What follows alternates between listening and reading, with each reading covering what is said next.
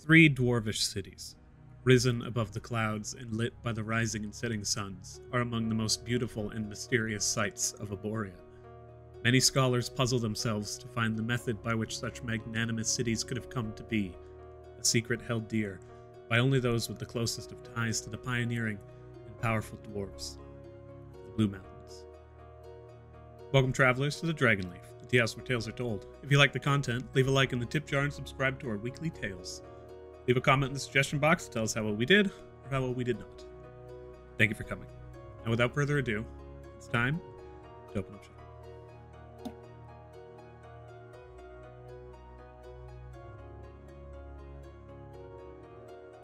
Okay. Hey, hello everybody. I was like, when's the shop gonna open? Why is the shop keep just staring at me? Am I missing something? Is there There's something gonna on be my something face? creepy added in post, just to Oh, in the no, don't say that. background, fading away. Oh, you say got that. a lot Oh, of no. editory work now. Shit. It's just gonna be fucking SpongeBob or something. Not affiliated. Yeah, definitely not sponsored. Last time, traversing the garden on the 6th floor, the Deviants open a pathway through a statue whose plaque reads, "The pathway to peace is paved using the bodies of the fallen. A belief abandoned, the scorned turn their backs, the blades to battle," whispers from the looking glass. Beyond the statue, they find yet another statue of the Sun Goddess, and once they enter into the arena, it changes into that of the Moon Maiden. A gargantuan golden knight and 2 squires of the Sol-Rot Knights stand before it. They placated the knights by destroying the statue, and proceeded beyond the floor's ashgate to the 7th, where an encampment of Lodumnian soldiers and golden knights were dug in. Diplomatically, they joined the knights' camp as followers of the Sun Goddess from Somme, and began to speak with them before time shifted in the area to afternoon, and the entire encampment was wiped out in an instant, the soldiers melting, and the Eladrin erupting in golden flame, all as a looming face of a hunting wolf hung in the northern sky. They continued to explore, finding a hidden sun scroll that imparted solarmancies on Vincent and Jojo, and as time moved once more to night, the Enthian Knight Valor, the Wolf Knight, appeared, enraged and encased in jagged plate armor adorned with the skinned head of a wolf hung unceremoniously over its helm. The knight viciously stabs at the remaining bodies in the camp and takes its leave, as Mo narrowly escapes notice. As the party regroups, time changes once more to morning. The soldiers in the camp return to their original state, and Matilda, who is hiding in the carriage that contained this solarmancy, is trapped within. The Sol-Rot Knights' squires pull her from the carriage, and as they notice their scroll missing, they turn their ire immediately towards the party. So, as we jump back in, what do you do? I think Vincent will walk first. How are they reacting to her? Are they like more confused and like looking around in the carriage, or are they like being immediately aggressive towards Matilda? They moved into the other side of the carriage and looked to see that their scroll was missing, and as they turned around, they immediately just like... They practically bared fangs. They look towards you with just a seething anger, and as they go to push Matilda out of the carriage, that is where we jump back in. We can't explain, I say in Sylvan. You cry out in Sylvan, roll persuasion. Vincent will walk over as well. Parker, can you translate for me? As you turn around, Paka runs over, but at the same time, he runs up another foot. I think he was actually holding on to your legs, so he begins to climb up your shoulders. Matilda with an 11, they move forward and they literally just eject you out of the carriage. You fall back and kind of like hit the ground. Go ahead and roll dexterity. Oh, okay. Check or save? Just dexterity. As they turn and they push you, you kind of land on your feet on the ground, but then fall back and slam into your back prone. The Lodumnian knight who sees this begins to move in, and every soldier that was generally aware takes a step forward. Vincent, you turn over towards them as Paka begins to climb up your back. The two turn towards the knight in the corner and begin speaking to him in Sylvan. Paka and Matilda both understand this, and Vincent, you are regaled with the tale. As they say, she has taken the scroll. They are not who they claim to be. They are within. I think at this point, because Paga's telling me what they're saying, right? Yes. Vincent will walk over and be like, I think there's been some misunderstanding here. You can search her if you wish, but she does not have this thing you're speaking of. She simply had an accident. This one steps out and places its finger, like, pointedly towards your chin and says, you may play good music, but you know nothing. You will return the scroll and you will leave. Vincent puts his arms up, and as he does, he'd like to subtle calm emotions around this area. I need them to all roll a... They can whizzle and fade, but it's a charisma saving throw. How big's that range? 20-foot radius. Let me put it up. I'm assuming these guys aren't standing where they are because they're supposed to be next to this knight. So this is somewhat important. Can you place everyone, Adrian? That is where he is currently. Okay, so these guys just yelled 15 feet across to these guys? Yeah, okay. Okay. I'm just confused. confirming. Was 15 feet odd? You It can't just- hear people from 15 feet away? That's madness. No, in your narration, you said that they walked up to the knight and started talking, so I was just confirming. Oh, no, the knight walked around from, he was just like over here, and then he circled about to keep an eye. Aha! Nice. So, yeah, I'll drop it in this general area. So it hits the knight commander and these two guys. You could hit JoJo, too. Maybe she needs a shot of chill. It's fine. She's looking real chill. She's just sitting on a log by the fireplace watching this go on. They look over at JoJo and they say, JoJo, calm down! You're just like... The indifference... you are attempting to make these creatures indifferent towards you, yes? Mm-hmm, because they seem more hostile right now. I want them to doubt their own, like, basically the thing that they accused of. Like, maybe there could actually be something else going on. It's a wisdom saving throw? Charisma.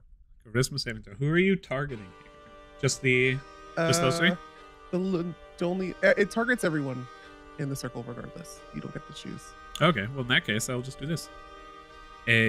So Matilda can roll, or she can just take it. You can choose to just Wisdom saving throw. What is that? Oh, is that Mo? Oh,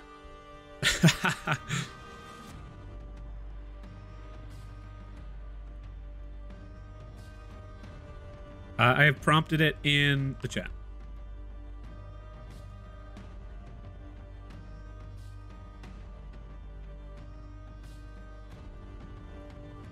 Vincent, Pseudo Dragon, Mo, Paka. Vincent, I've prompted the check in the chat. I haven't seen anything pop up, and I rolled my own charisma saving throw. I did too. Oh, it's headed as blind. Gotcha. I will use those then. I'll just roll these to get it out of the way. Yeah. It's not a wisdom saving throw either. It's charisma. Those are some heck of a good rolls. Charisma? Gotcha.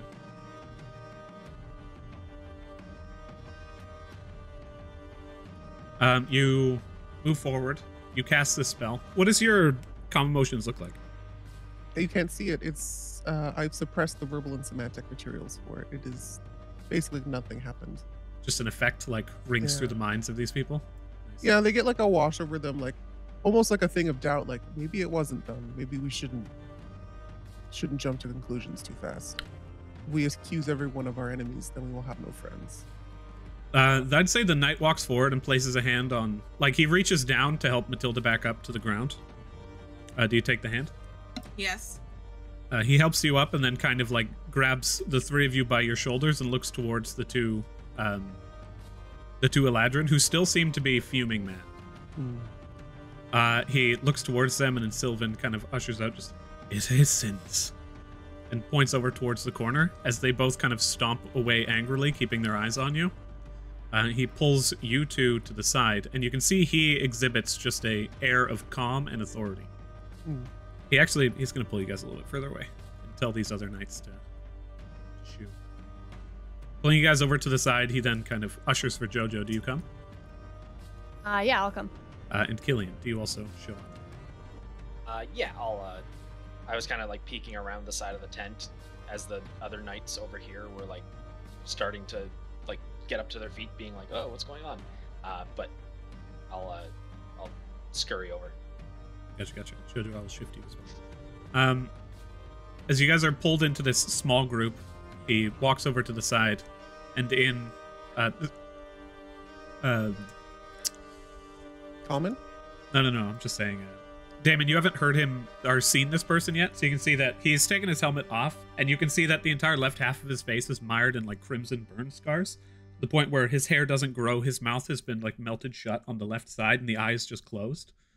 And it just Two-face carries action. up through and straight under the armor. But he pulls you all aside and then kind of looks you over and says, "What is going on?" I apologize for the inconvenience. He'll look towards Matilda and then back to him. She has abilities that she was experimented on. She can't control it.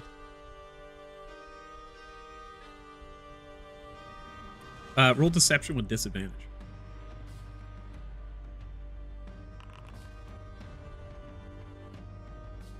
18. One thing you guys have also known, but more for Damon, most of these people do not speak common. This guy is the only person at current who's been able to speak common with you guys. 18. He looks towards Matilda and then looks down at you. Roll dice for him.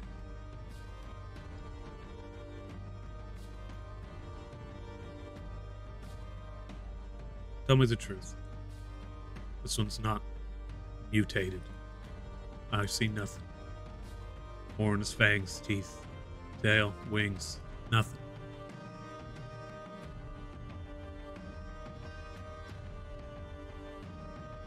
Is he looking at Vincent or Matilda? Just to He looked clarify. down at Matilda and now he's staring you in the eye. Oh, okay. Well, I don't know what more to say. This is all we know.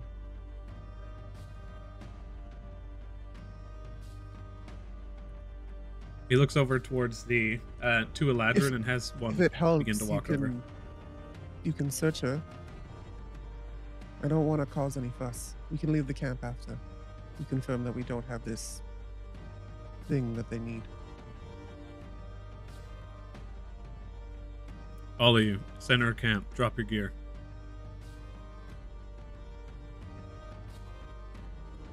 He looks towards the whole group.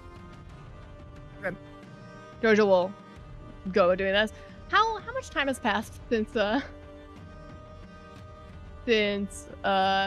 this cycle? It's 40 seconds. Great. Yeah, So good. right at the beginning. I think it was at least a minute or two before they realized that Matilda was missing and she was stuck in the carriage. I was knocking. Like, let me out. I'm stuck. But Yeah, not an that's- hour at all. If No. that's what you're hoping for. I'll give you guys. Yeah, actually, I'll roll d4. I mean, the moment they came back to life, it was just like someone's in the fucking carriage. You guys got 3 minutes out of that. It has been 3 minutes. You guys are all brought to the center of camp, and several knights, begin to encircle you. This Solrot Squire goes over to the group, and then this one continues to watch over. 2 of these knights begin to approach you and tell you guys to basically just like place down your packs, weapons off, like anything that could possibly contain gear, throw it on the ground. Mm-hmm. And these 2 over here Vincent's begin. gonna mentally connect to Paka. Hey, Paka, do you have a way to have a false pocket so when they go into your pack they don't find much? Paka's like, oh, the bag, the entire like interior of the bag's not really there. It's just kind of, the bag is kind of like a part of my abilities. So If that makes sense. So if they go in and search, they won't find anything. Oh, they would probably get lost, or they'd get hit by a mousetrap.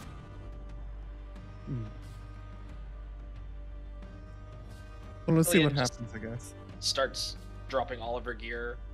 She takes the kind of like leathery jacket that she has over top of her armor off, that has like the bandolier of like various like flasks or potions and pool belt. Pretty much just like starts doffing her armor if needed, but she pretty much wears just like her raggedy clothes underneath her armor, so there's not much like pockets or anything like that underneath. Are we like de-armoring too, or just like like? No, we're just putting our bags on the ground. They're not asking us to strip search.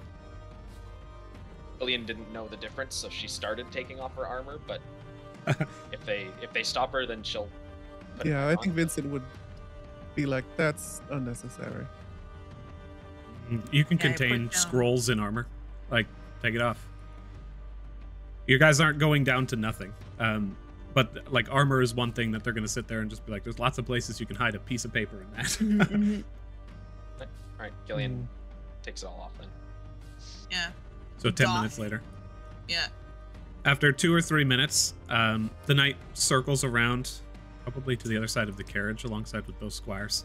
And the other knights begin looking through your guys' stuff. Paka's bag is immediately pulled off to the side as an oddity. Oh. I am it's going just to kind of kind of sitting like over here. keep a mental perception and just see if any of them want to pickpocket or steal anything of our stuff. Roll perception.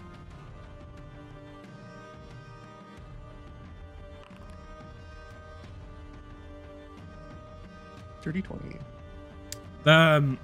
Immediately the knight is kind of going through this bag, and you can see it's more a matter of curiosity than anything. The rest of them have just been, it's not like, oh, looking through, oh, that looks good. It's literally just like taking stuff out, placing it down, and looking fast as possible. And as they do this, kind of, you guys are separated from your stuff by like 10 feet. I do appreciate They begin to move the it over fact here. that they're opening up Matilda's bag and she's just got like bits of bones, random like clumps of hair, like, because that's in my messenger bag. Formaldehyded frog in a jar for no reason. Yeah. They bring a lot of that over to the side. Vincent. I don't have a bag on me. I just have Gillian. the stuff on me. Jojo, Paka. Mhm. All of your things are over here on this left square.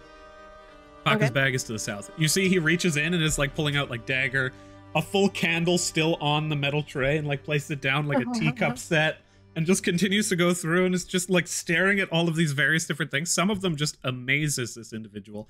And as you begin to see, like Paka, they pull out this this small bag with a belt that kind of just slides down along the surface of it, and they're literally just like, they can't figure out how the belt functions. They're just pulling on it and it's not working. Never seen some of this technology.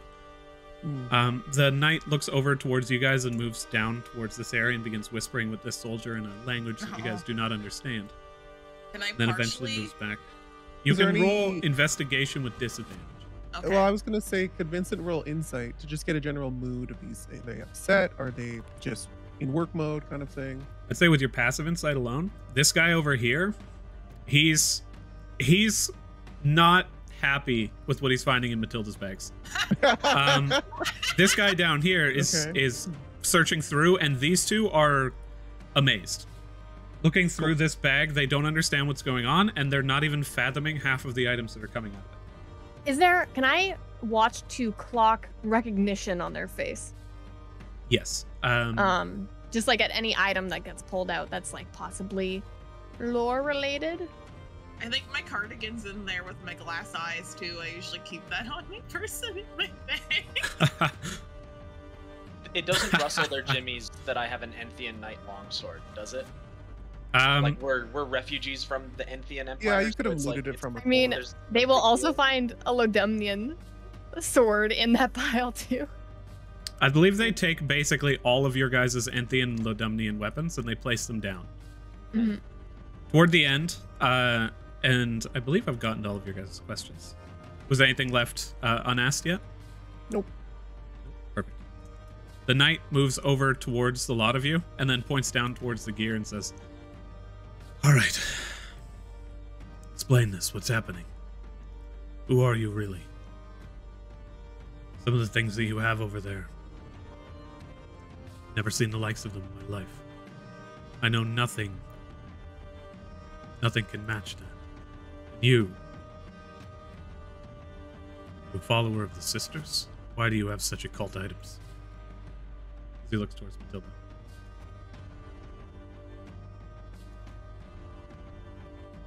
I like collecting them. I think they're really cool. The two Eladrin in the back immediately step forward. And in the only one of the few common words they know, they hiss out, "Heresy!" They look towards you. The knight once again raises his hand and tries to, like, back them down. How long is calm emotions? It only lasts a minute, so it would have worn off as they started searching through stuff. Calm emotions. They begin to move forward. The knights at the back just begin to gather. They don't really do anything yet. This knight looks towards the lot of you and asks one more time, where is the scroll?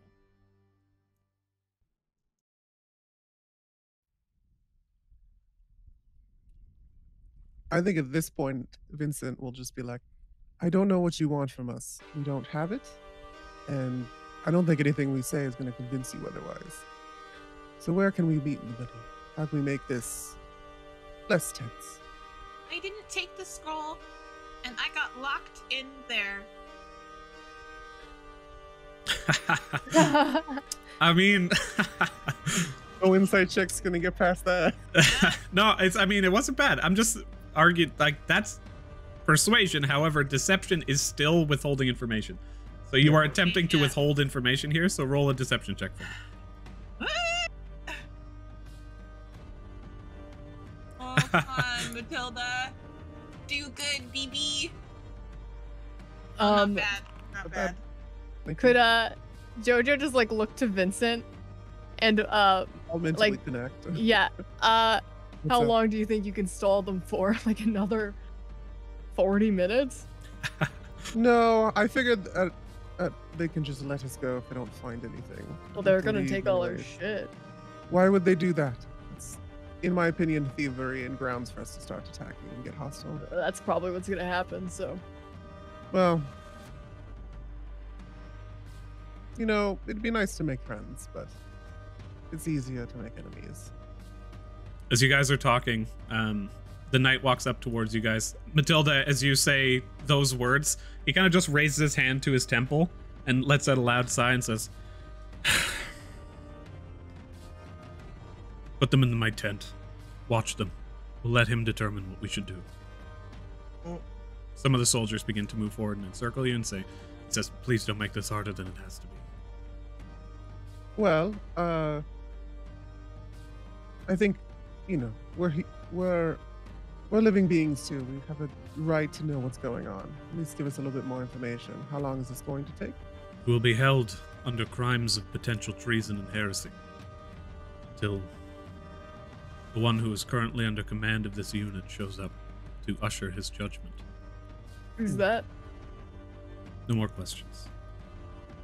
Sorry for what's happened to you. Once we get to the bottom of this, hopefully you can just leave. I don't want any more bloodshed, nor do I want this distraction. But here we are.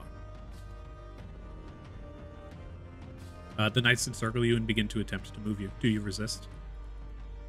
I'll mentally connect to the party and just get a kind of a vibe. So, do we want to start attacking, or do we want to just wait? They're gonna, you know, fall over in an hour anyways. Let's wait as Wait. Where are they Jojo putting our lets them stuff?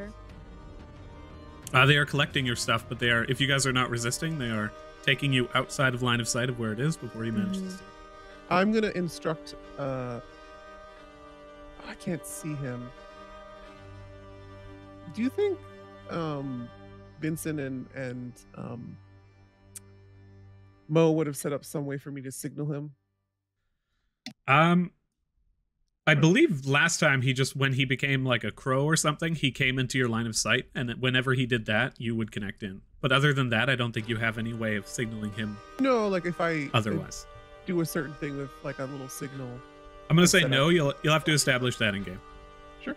But Vincent's you guys are. going to assume Mo will make contact at some point then, and then we track our stuff.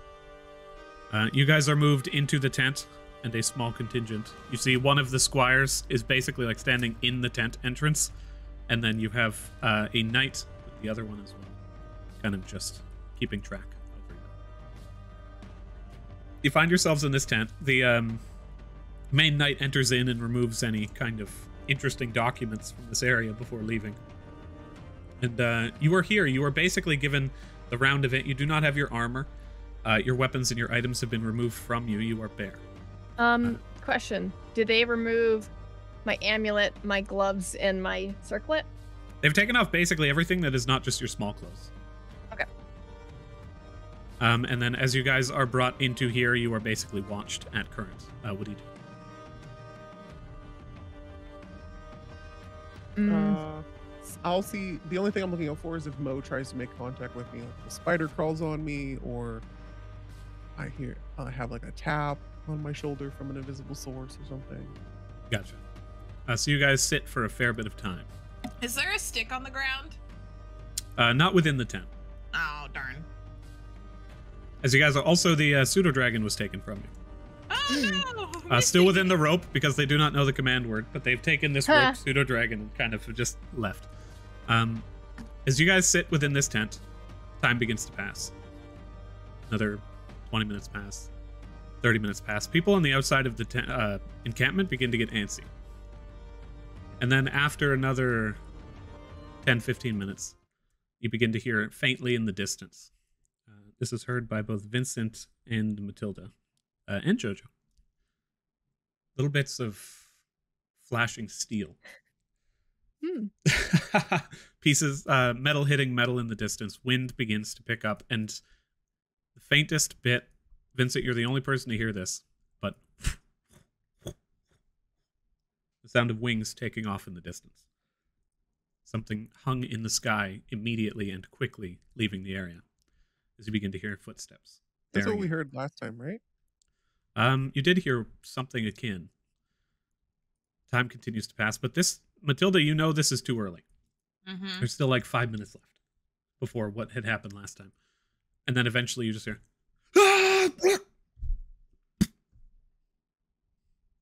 sound of I think Vincent will stand movement up. in the tent. I don't know if you hear that, but you should probably go help your friends. The squire is sitting there. They sit down, cross their legs, and then look towards you. Just fucking daggers in their eyes. Vincent just rolls his eyes, but he still stands. I am sorry. I promise I didn't take your scroll. In common? I say in Sylvan. Okay.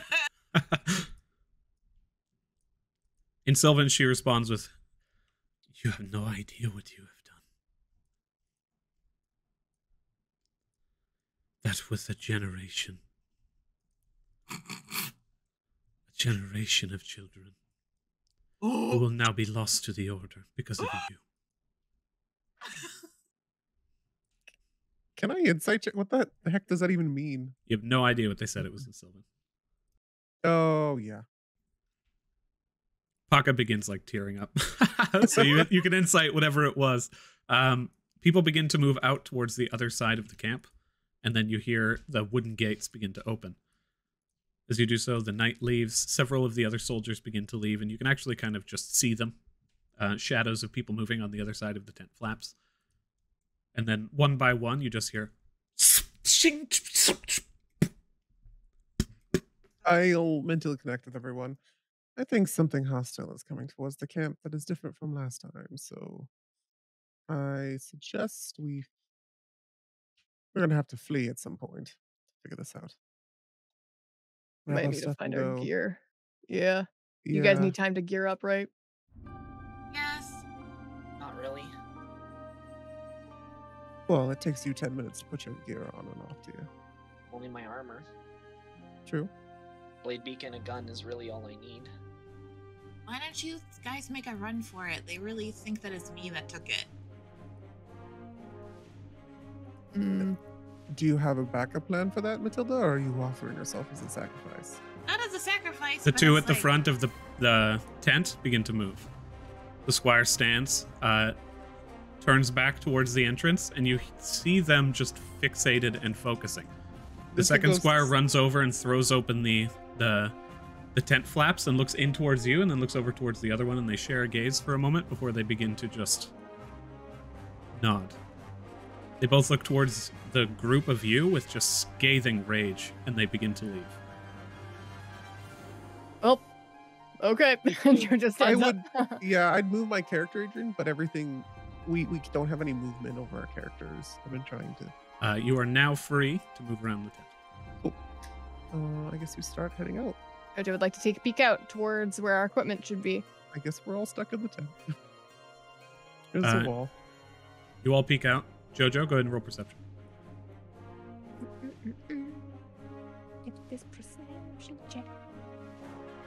You look over towards where your equipment was. It is not there. They moved our shit. I already know. I saw them grab it on our way in. But looking over towards the side, you can see several of these squires begin to move in. In the outer area of the battlefield, you can hear just the sounds of rushed footsteps. And as quickly as the footsteps begin to run, you hear sounds of bodies hitting the ground. You all begin to move as you attempt to exit the tent. Lock you in place again so that we just don't run all over the place. Because we're still in a bit of a narrative situation. As you exit, you can see that there are people beginning to rush out the front gates and are basically lined up at this point. These squires just begin to run and jump up on the gate. And as they begin to reach the outer area, you hear 3 more bodies hit the ground. Now you guys have enough time for you to act. So, you should be good. I was just going to ask, is the tent set up in such a way that you could like shimmy under it? Like under the folds? Or is it like a fully enclosed, like super battened down? The tent itself is like the bottom is stitched into the walls. It comes up. The entrance is there. You could cut your way through it, but you can't shimmy under it. Gotcha. Well, I don't have anything to cut it with, so I'll just... Got nails. Your teeth. Yeah, could I cast Detect Magic? It's verbal somatic, so I don't need materials. You call out as the spell begins to ripple out through the air. This soldier who's kind of just remaining here looks down towards you and raises the spear. Yes! But the spell rings out. Within 30 feet of you, let me go ahead and bring you radius. Within 30 feet of you, you actually sense the, like... Let me check Detect Magic. You sense magic all over the bloody place. Directly on the other side of the wall, you sense various flurries of magic both appear and disappear. Just rapidly, boom, boom, 2 of them. And then you also hear immediately, conversely, just thud, people hitting the ground. And the other around you, you do not sense any of your equipment. Shit. Everybody at this point, roll initiative. Wait, sense my book? Like, can I, like, is that a thing? You sense your book? I believe so. I believe the only thing you can do is that you can perform a ritual to, like, rejoin with it. Yeah. Age, do you mind? I'm going to unequip everything, and then can you re-import my character? Because a lot of what I'm wearing is affecting my stats and things like that. Is that something that could be done in your character sheet? I guess it's quicker this way.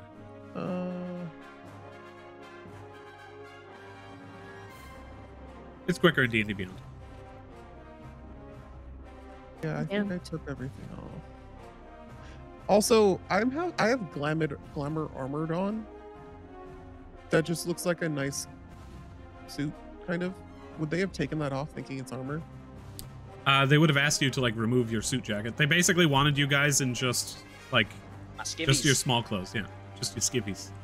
Okay. If he would have... He get a cloak of many fashions on, too. If he took that off. I'm just wondering how this works. In regards to what? If at all I could have kept my glamored armor on, or no. There's no way. Okay. So they would have saw that. Okay.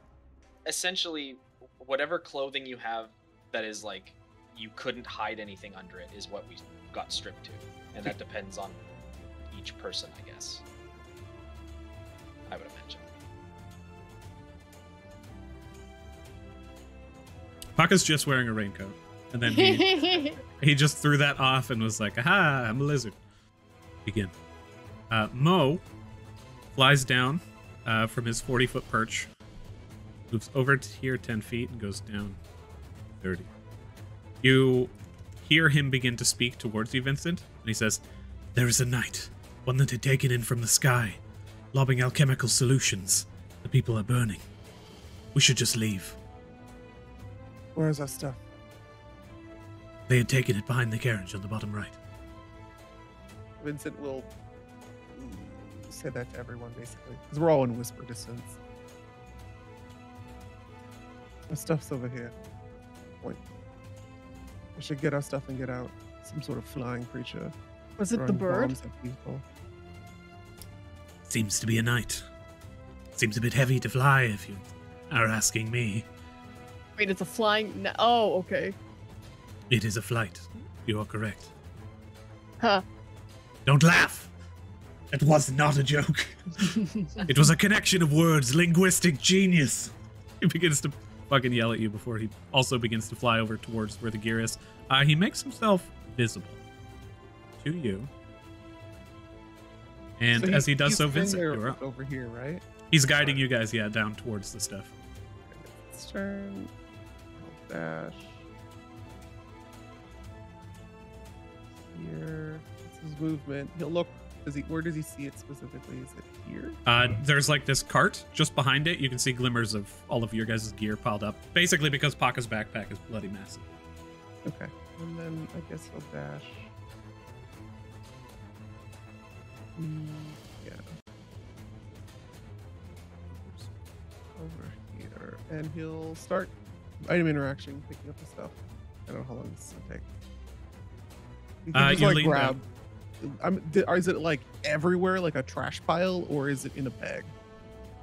No, like everyone who had a bag has their bag sitting off to the side. But for the most part, this is just a pile of things. It has been somewhat inventoried, and you do not see the knight longswords anywhere. But as you glance towards it, you can see that there's like wands here, armor here, like staves, swords, etc. Okay, Vincent will start picking up the important things first. Say roll a d6.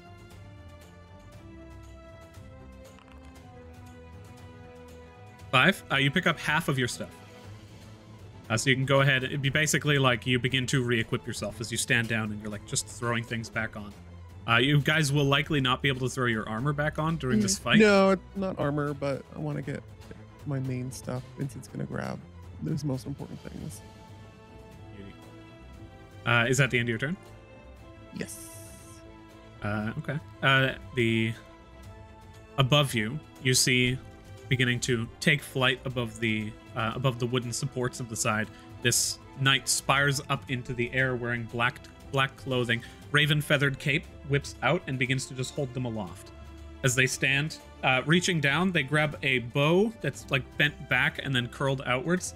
You see them take 2 arrows, lean back. As they launch the arrows, it's as though another hand reaches around back to a pouch, throws this tincture, and the arrows impact it and just spray the entire ground with this alchemical flame. These two, as these knights on the ground attempt to move out of the way of it, one person dodges over to the side and manages to get out of the way of the chemical spray, and the other one you just hear "Ah! Ah!" on the other side of the wall as they slowly burn themselves. What color is the fire? Ash. It's just a bright red. You see as it's impacted and hits the air, it just begins to spray out with flame, like napalm. Okay. You can tell the chemical composition of some things depending on the color of the fire, so it's good to check. And Matilda, you were. I'm gonna run from my stuff. So 5 to 15, 20, 25, 30, 50, 55. Oh, Vincent, you're in the way. You can diagonally reach stuff. Like it's only. No, I already did a diet. Okay. No. I mean, like with your hands. You can reach it within 5 feet. You're good. You're 5 feet from the pile. Okay, You don't have to be directly on it. You're fine. Okay. You reach down. Go ahead and roll a d6. Okay. Come on, Matilda. 6. No. That's a 3. You get 30% of your stuff. So basically, I'll look at your character sheet. You begin to pick up your stuff. You can get what amounts to like the most important things to you. You can't equip your armor, and like the vast majority of your consumables are still on the ground. But you basically get like your wands back. You can grab your amulet. You can just begin rethrowing your earrings on, and you grab your tome, your enduring spellbook, that kind of stuff. The first thing I would have bought, what I would have gotten is my book. I will let you guys 100% determine what 30% of your stuff looks like on your character sheets. And then, Matilda, as you run down, you begin to grab that stuff. It is the pseudo-dragon's turn, who begins to roll 5 feet, but can't. So they begin to let out, over in the corner, just this pained cry. Baby. You're restrained. Killian, you're up. All right. Yeah, I'll take off running, sneaking past JoJo. I have 60 feet too. I don't know why I thought the goblins didn't have as much movement. Well, they're small. A lot of Yeah, small makes races, sense. yeah. That's true. Is it usually? You're usually supposed to be able to like connect the dots, right? By like holding left and then clicking right. It's either right click or spacebar. Depends on how you have your settings. Okay. So that was 10, 15, so that's 25. Okay. I've almost certainly lost track of how much movement I had. 25 and then 15 was 40. So I think I have 10 left. I think I can get to there. But correct me if I'm wrong, I did a lot of diagonaling that I might not have actually needed to do. Can't hear you, Adrian. Your speed is 60, yes? I believe you Yes. would end up here. Okay. Just from running through JoJo was difficult terrain, and then there's a few diags. As you run and you make your way over towards the edge, you look onward and you can see Vincent and Matilda beginning to gear up, and you can see the pile of gear. Was I able to see the knight in the sky with the bow? At this moment, you can. They are over here. They are currently flying in the air and just raining hellfire down upon these knights. Killian's just gonna like put that like how they're doing the bow things. Like it looks like a magical item and not like a mechanical item, right? It looks like the bow itself, you can't just, like, it doesn't seem to be producing anything particularly visibly magical from where you are. It just looks like an impressive bow. And then they're throwing what amounts to, like, alchemical tinctures. Whether or not those are magical, like, it's all very up in the air. But there's no, like, spell casting going on or bow shooting, like, sound waves or anything. But the concept of weapon breaks vials causing explosive destruction is very much like, ooh. Yeah, there's some logic to that. Yeah. Yeah. So she'll file that away in her brain for later, because she's been cooking up an idea for a weapon, and that kind of fits in. So Ooh, more collabs? More collabs? maybe. Anyway, that's Killian's turn. As you circle around, Vincent, you have your hand raised. Is Paka not supposed to go at the beginning of the initiative? Paka goes at 20. All of his strength is from his backpack. Paka runs past He's you like guys. dancing with his hair. Vincent's going to No. basically, Paka, are you able to just grab everything really quickly? Paka is going to roll a d10. Paka grabs his backpack, and you see as he grabs it, he literally begins to like drag it like it weighs 1,000,000 pounds, and then he tries to lift it and can't, and puts his arms through the holes, and then just like stands up as soon as it's on his back, practically weightless, and he begins to go down and rifle through stuff, and he begins to like hand some things to you guys, but he only rolled a 2, so he's able to pick up 20%, which to him is his entire bag and 10% of your guys' stuff. He will use the last of his movement to basically just run up on the pile, and each of you can claim one more item. Even me? No, wait. Can he get back to you? He will grab your gun and begins to run it back to you. So Paka's holding up your gun and is running. Okay. It's right here. does It's one- right here. Does one item count as your bag? Yes. Okay. The soldiers begin their round. Most of them run outside, and then you guys basically just hear a constant loud chant. You see flashes of light fly through the air, like javelins forged of solar energy, and then you begin to see this just golden flame erupt out in the air. The raven-clad knight spins off to the side, avoiding several of the javelins, moves back, pulls out the bow, and now, bringing the bow to the chest, you see boom, this like burst of energy that forms a liquid shield in front, blocking one of the flames, but then gets racked with another flame from behind. One of those javelins flies in and manages to pierce into the gut, and then flies directly through the body before dissipating. And that is the end of the soldiers' turns. Jojo, you are up.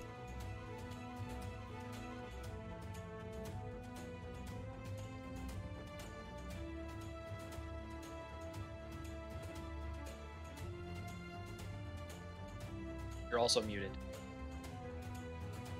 Hi, I'm dashing. Hi, Dashing. I'm Damon. And didn't want I roll for grabbing. You may go ahead and roll d6. Hi, Dashing. I'm smitten. Wink, wink. One. Jojo, your I grabbed one thing. big old clompers accidentally stepped on the pile, and you were like, "Well, gosh." No, you run down. You managed to get 10% of your gear. So I will let you determine what 10% is. I grabbed my new javelin. Oh yeah, that's a good one to grab. Huzzah. As you begin to rifle through your stuff. Oh, you are not dead. My apologies. Oh. The enemies, or your tentative allies, I suppose, at this point, begin to move in. This one kind of running along the side of the walls. That makes you 25 feet up. They move into place and begin to form these just clouds of radiant energy in front of them before slowly letting them off, and they fly up. Then you see the Lodumnian Knight. You just basically see an arrow, a massive arrow, get poof, launched as though from a ballista up into the air towards this Raven Knight flying in the air. As the two clouds begin to converge, the Raven Knight just nimbly dodges out of the way, lifting themselves up further. And this final arrow, kind of tracing that trajectory, slams into the chest, and you see them begin to fall. Oh. Fall 50 feet. That is 5d6. Are you guys capable of going invisible? He looks towards Matilda and Jojo. No. It is Mo's turn, and he I says, can. yes. And then he disappears. How many people can you get, Matilda? I can do 2, but that also means that I can't get more stuff of mine. What It do is you mean? Because isn't like grabbing my stuff an action? So invisibility only stops you from attacking Okay. Or and casting spells. or casting a spell. You could kick someone. You could. Well, I guess that's attacking, but you could trip someone. You can still like sweep the ground. You could do a bunch of stuff while invisible. Okay, cool. Paka runs up to you, Killian, and gives you your rifle. And then moves over towards the gear. Jojo, Mhm. going to use his action. Ooh, 80%. So he hands, I'm going to say each of you gets... Vincent, you are up to 100%. You have all of your gear back. Jojo, that brings that down to 4. Jojo, you get another half of your stuff, and then he's going to run Yep. up here. And then Matilda, he begins to rummage through your stuff and begins to help you for your next turn. Vincent, you are up. So Jojo, yeah, you're up to half. Vincent, you are fully geared now. Regarding your previous question, Bianca, I do have a 2nd level spell slot I can use to cast invisibility on myself, if need be. You could do it yourself. Matilda would cast it at level 4, and that would put it on 3 people, herself and then 2 others. Which one of those people would be Paka? Yes. Yeah, so like it could be Jojo, Matilda, and Paka, and then Vincent can put it on herself. Yeah. Vincent's going to, so we can all go invisible, is basically what he's planning out. He'll let you guys know. He'll go over to here and like peek behind the carriage, and basically I would like to just keep an eye out now and be the lookout. If that dude starts looking at us and wanting to fire. So right now I will use a 1st level spell. Vincent's gonna cast Silent Image in front of us and put up a 15-foot wall to make it look like we don't exist. It's just gonna be a mirror image of the carriage, so like you'd lose line of sight. Unless you were directly above us. The silent It's image is like- static. It's like when you put up the image of a tunnel on a cliff in Yeah. Wile E. Coyote. Yeah. Yeah. The only thing about that is that it's specific from one angle. I just wonder if this is something that can shift and move. Image is silent purely image- visual, that's fine. You can use their action to cause the image to move to any spot within range. As the image changes location, you can alter its appearance so that the movements appear natural. For example, you Object, can create- creature, yeah, some other visual phenomenon. I like the use of this. Yeah, Totally you cool can with that. you can make like a person walk. Like, so I think if you can make a physical person exist, you could have a piece of terrain exist. Here's what I'm going to say. You create the image. I'm going to give you like a 90-degree cone. Huh? Basically, like anyone from the left of your image will see it as it is. So you create a 15-foot area. what you said? I'm trying to draw it. It's giving me problems with Kanji. So could you give me a minute? I just drew one. Did you want it there? I was drawing one. It's a 15-foot cube, Adrian.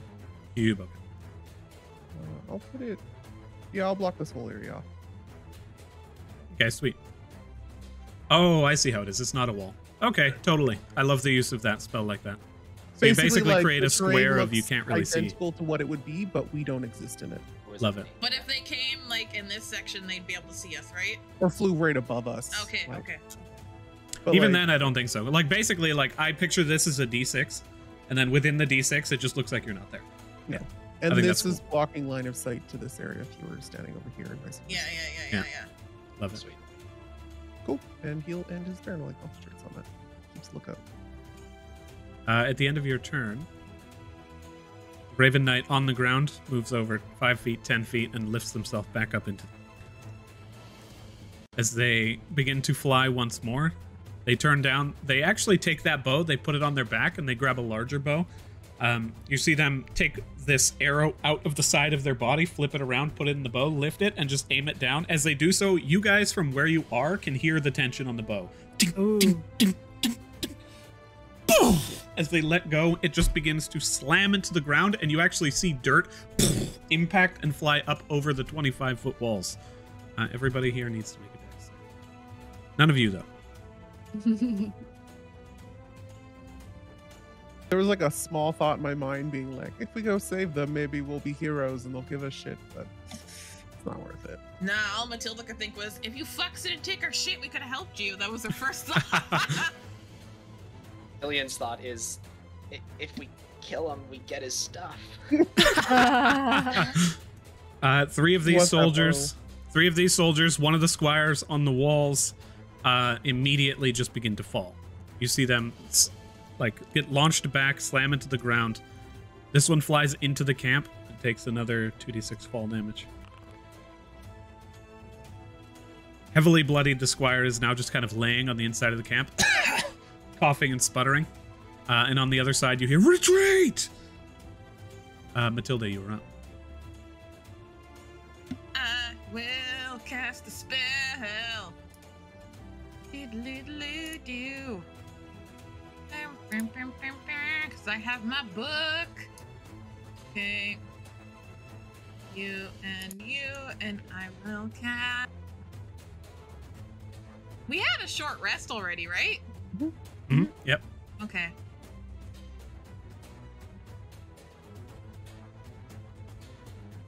Cast invisibility. And then I want to use my bonus action to grab a couple things. Or one thing. So it's not bonus action. If you want to run down and kind of grab at your stuff, it'll just be an action. What about an item interaction? Because Vincent did that on his first turn. Grab one thing. Okay. But if you want to root through, that takes a little bit of time. Alright, then I will end my turn. Did you grab any stuff? Well, I Negative? I just wanted to grab, like, because I used my action to cast a spell. Gotcha. So if I could use my bonus action to, like, if I see something that's mine, I can go yoink. But otherwise, then no. Yeah, action to root through stuff. You can grab one thing if you like as an item interaction. But like to grab en masse, it would be a little bit.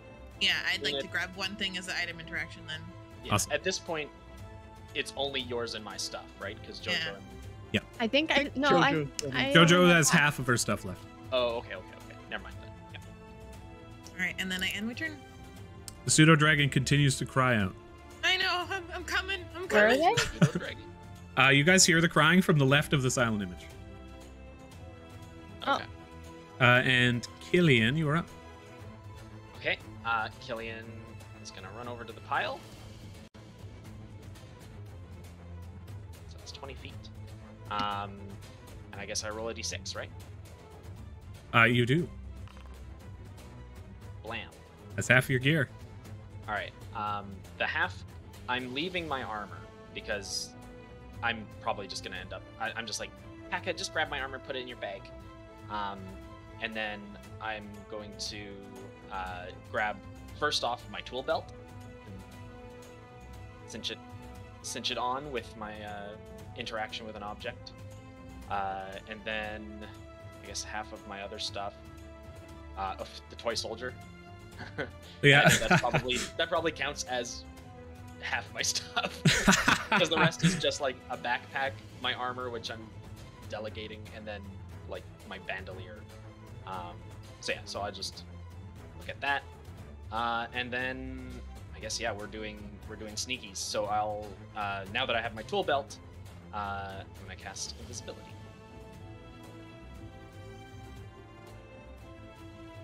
On myself. No one else. And then I run away. Going back home. Question Fuck about this place. attunement. If we get removed from our items that we're attuned with for a period of time, do we unattune to them? No. No? You have Okay, to be so once we removed from grab your them- items, I think, for a prolonged period of time to be unattuned from them automatically. Or if someone else attunes to your items. Cool. So I'm still. I wonder if it's just like a weird bug on my end, but I still can't click on spells to cast them for some reason. I used to be able to, and now I can't. Like if you click on mending? It's working for me. Cure wounds? Yeah, like if I click on the little dice, like the icon that turns into a dice for invisibility, while I have myself selected, nothing happens. Let me check. Maybe it's invisibility. I don't understand what you mean with the icon for the dice. I usually just open those cast spells list and then it pops up. If you drag invisibility off your character sheet and onto you, it works. Oh, yeah, so it does. All right, perfect. We do that. Boom. You shift the world around you, and as the light begins to shift and shimmer, you turn invisible completely. I have 10 feet of movement left, so I'll just go here, because that's a diagonal. So. And at that point, soldiers begin their round. With the order to retreat, they begin to run, leaving the encampment behind. Right, invisibility doesn't make you stealth, right? No, it just makes you so no one can physically see you. Okay, Harder to perceive. I still have a bonus action I would like to nimble escape. So I will just roll stealth real quick. You see a few javelins fly through the air, one of which manages to impact into the knight at the top. And then as they begin to cover their retreat, soldiers end their turn. And Jojo, you were up. Sorry, let me do that neat. I will continue to pick stuff up, I think, for this turn. Roll d6.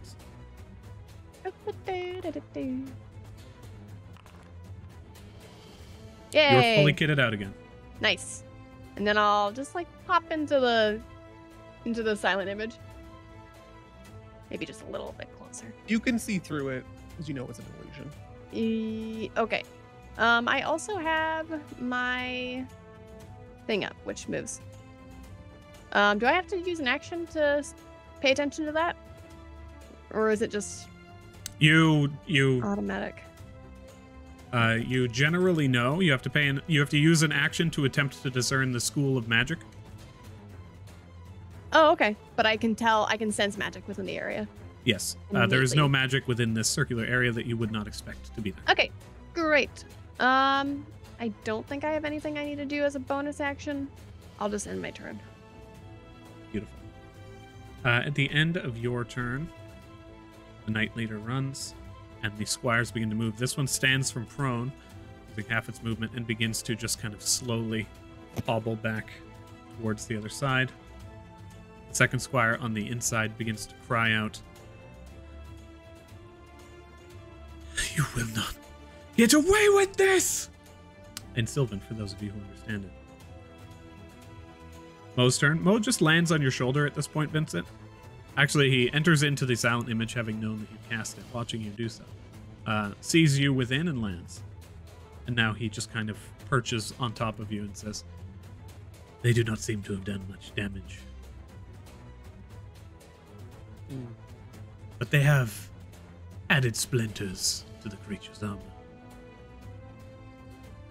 Not one at a time. "Let's go around." Paka fully kits out both Killian and Matilda, and the gear is now completely back on you guys. Or with Paka in regards to armor. Vincent looks around. There's no one around, so he's assuming you guys. He heard spells going off. Can't see you all, but if you can hear me, we should make a break for it. What direction do we want to head? To reiterate, there is the north, which at current does not have that like gigantic illusory wolf face hunting and haunting. There is the west, which leads to a massive redwood forest, and there is the east, which leads upwards towards this massive cliff face. So you guys are at the top of the cliff looking down. It's like the entire world is just blue sky past that cliff. Which one leads to the city? Yeah, that's what we're... the northern road. We should probably head north. I think that's most obviously the main core of this floor.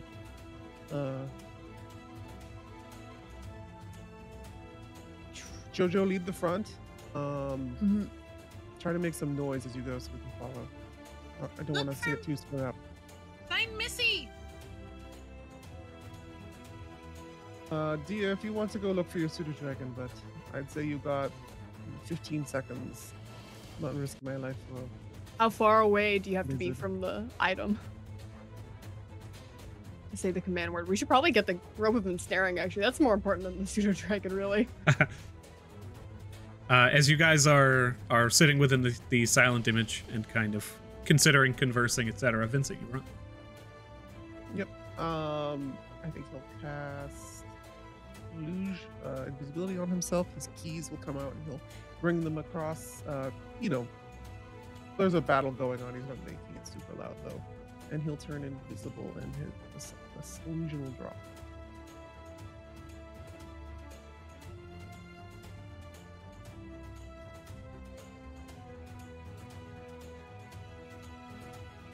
We put the shifty invisibility on you guys. You also begin to shift and distort, and the world itself forgets about your existence. You just disappear. Is that the end of your turn?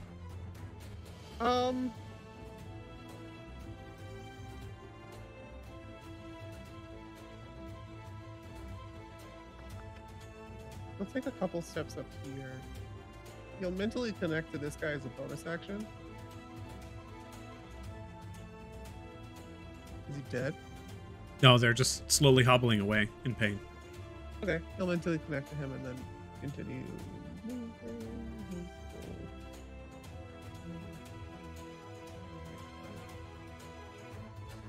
Can we top these fences, or would it be extremely difficult? They're climbable. They're 25 feet high, though. They're fences. If you don't have a climb speed, it'll take a little bit to actually get over it. Yeah, but I don't want to like run around to the front and exit. That's where the battle's going. So I want them to go up to here, and then on my next turn hop over. Gotcha. That's the end of your turn.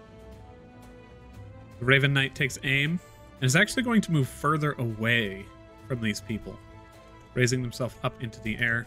They take aim towards the two remaining knights and let loose 2 arrows.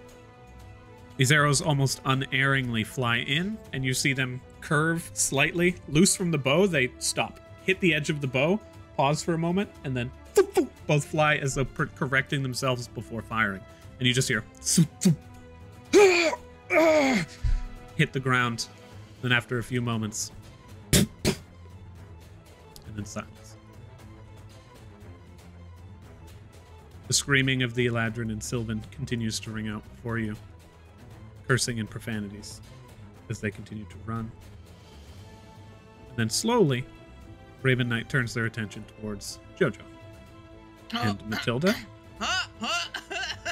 and turns their eye down towards the other side of the carriage, clearly looking down to where you guys had left a familiar mimic. Oh. Matilda, you were up.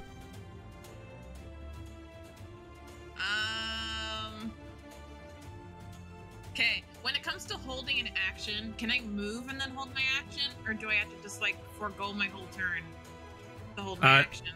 Yeah, you can still take your turn as normal. It's an action to hold an action. If it is a spell, you are considered concentrating, and then as you are moving, basically you need to use your reaction to trigger the spell off your turn. Which, if it is a spell, you lose your invisibility. Yeah. Okay, I'm going to move there for some cover. and then I'm going to hold my action because we've been hearing Missy. I'm gonna hold my action to dash towards where I hear Missy's cries coming from. What's the trigger? Missy making a noise because they have been going. Okay. Holding it. So the dash gives you your movement speed. It doesn't give you double your movement speed. So dash will give you 30 feet off your turn. But if you move your full speed now, you can hold. Or you can either hold to dash or dash. Yeah, basically, like the dash will only give you 30 feet. It won't give you 60. Is what I'm saying. Okay. So you can't hold your movement and your dash. But if you wanted to move 30 feet with a trigger, then you totally can do that. But I just wanted you to be aware of that. So you can move 30 now and then 30 later. Yeah, or you can just like hunker down here and then move 30 once your trigger is. Well, I moved 15 now because I wanted to get cover. So then I'll move the other 30 when my trigger goes off. Then. Gotcha. What's your trigger? When I hear Missy make another noise because they've been they've been crying. Okay. I'll also have you roll perception right now. Oh.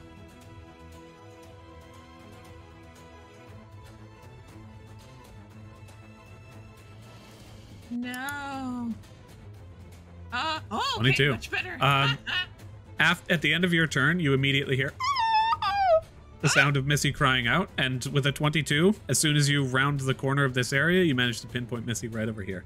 So you moved 10 feet right now, and then you wanted to dash straight towards her? Yeah. Okay. So you can go ahead and move yourself another 20 feet. 10, 15, 20. Okay. And as you run out from behind the carriage, the knight, I'm going to go ahead and roll perception. I know, clocks me. God damn it. They turn their attention in your direction, but they don't seem to be able to track your exact movements.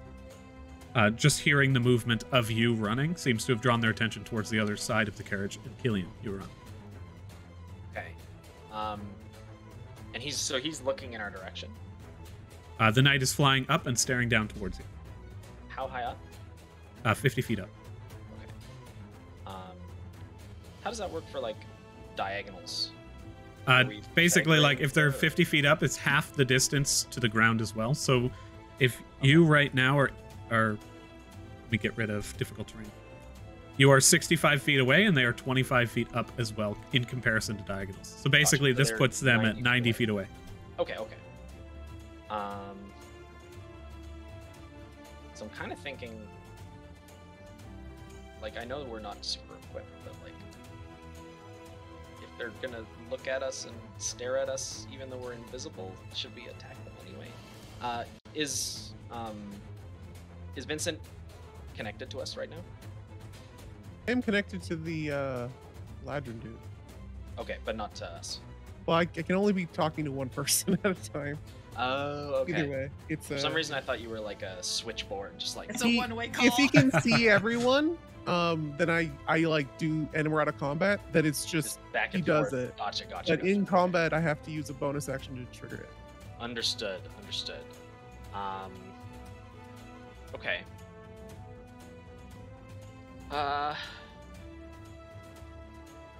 Well, Killian had stealthed. Did it seem like he had looked in her direction as well? Looking over, they seem to be fixated on Jojo, looked in the general direction of Matilda, and they seem to know where your mimic is. Right. And the mimic's here? The mimic was left over behind the other carriage down here. Oh, okay. All right. Well, Killian will, I guess, wander forward. In classic fashion of not being able to see anyone, just assume that there's no one and then kind of bunk into Taka.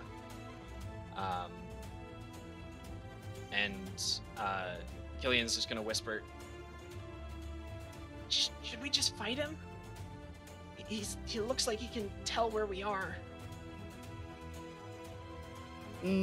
Maybe we should convince them that we're not against them, and she'll look towards the bloodied, stumbling Eladrin.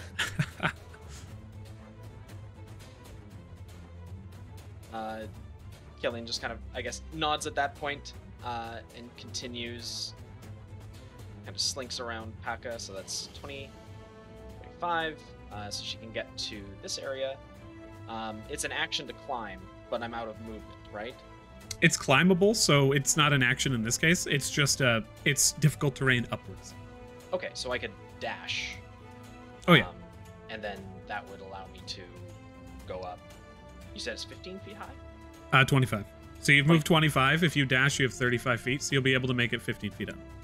Okay, I'll start doing that then, assuming that we're not gonna attack. Killian's not gonna just be like, I like his bow, let's kill him.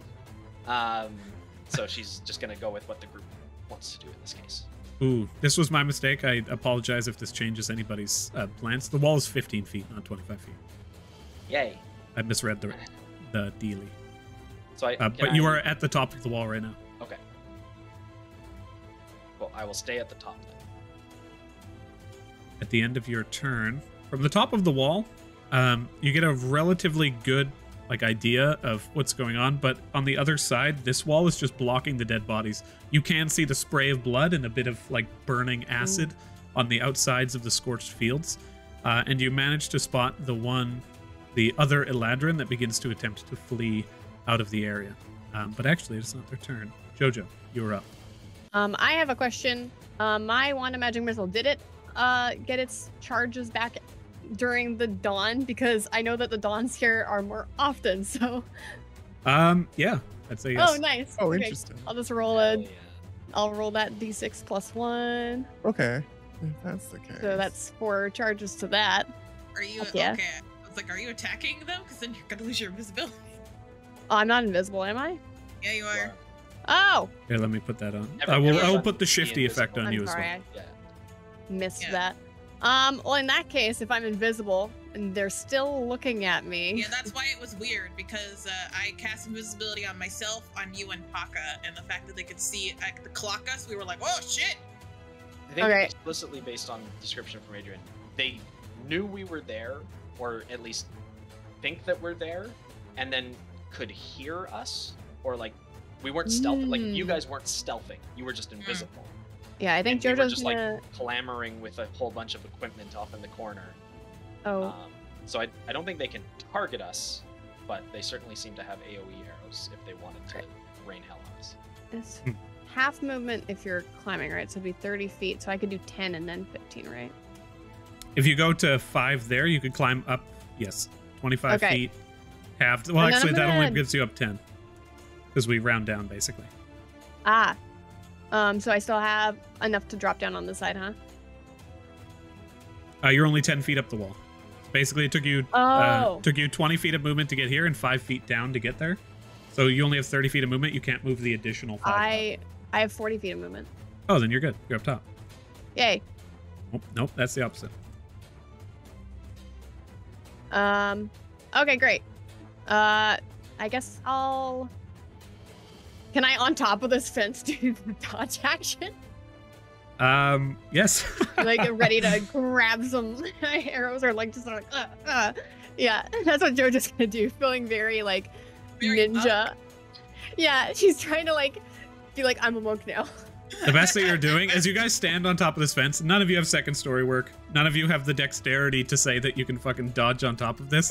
And none of you are proficient in acrobatics. So here's the fun thing. You just gave yourself a straight roll as opposed to Woo! disadvantage. Love how- those straight rolls. These squires continue their flight. This one makes their way here and flees this way. And the other Eladrin joins up with them and raises a hand over to say, come on! As the two begin to move over to that corner. At the beginning of the round, Mo's turn. Looking up, this person distinctly looks like a Raven Knight, right? Similar. Actually, you look at them, you know them to be the Raven Knight. And as Mo sits on your shoulder, he says, should I fly up there and bite out their throat? What do you think? Good plan, bad plan? Vincent doesn't even respond to that one. He waits for your response on his turn. That is his turn. Paka is also invisible, yes? Yes. Paka's going to stealth and still move 40 feet. Ooh. Yes, Baka. And with his climb What a speed, he bat. just kind of goes up the wall. So that's 10, 15 feet up. And then he's also going to move and then climb down the other side of the wall with his dash. Nice. 5 more feet over here. No, not there. Here. Paka basically is just like... tick, tick, tick, tick, tick, tick. And sometimes that noise happens with his feet, and sometimes he just makes it himself. This time he made it himself so that you guys knew he was walking. And he makes it to the other side and stands there. Vincent, it is your turn. Vincent obviously heard Jojo climb the wall right now, right? Probably. Yes. And also maybe go, whoa. The top of the wall. Vincent will look up. Jojo, dear, reach Yeah. out your arm. And Just Vincent will reaches it. try to do like a running jump and try and grab her arm, knowing that he's not the most athletic person. He can't see it, but he's gonna like assume where it is based on like proximity to That's me. sound. If you are jumping without moving 10 feet on foot first, He'll back up. then you can jump Actually- 3 plus your strength modifier. Actually, instead of doing what he did, he's just gonna take a step over here and then do a running jump at the wall this way. Okay. I like how your 10 feet movement ended at the wall, so you literally ran and jumped full tilt at the wall. If Jojo doesn't grab you, it's just going to be thud. Jojo, you reach down. With this, Can I use my basically, reaction, huh? this will use your reaction. Okay. As you burn your reaction, you reach down, you grab onto Vincent, no problem. The two of you have the skills to manage this. And then you pull him up, you place Vincent on the side. I'm just going to have to shuffle you aside for a second. Vincent, you are now 15 feet up on this wall. Thank you.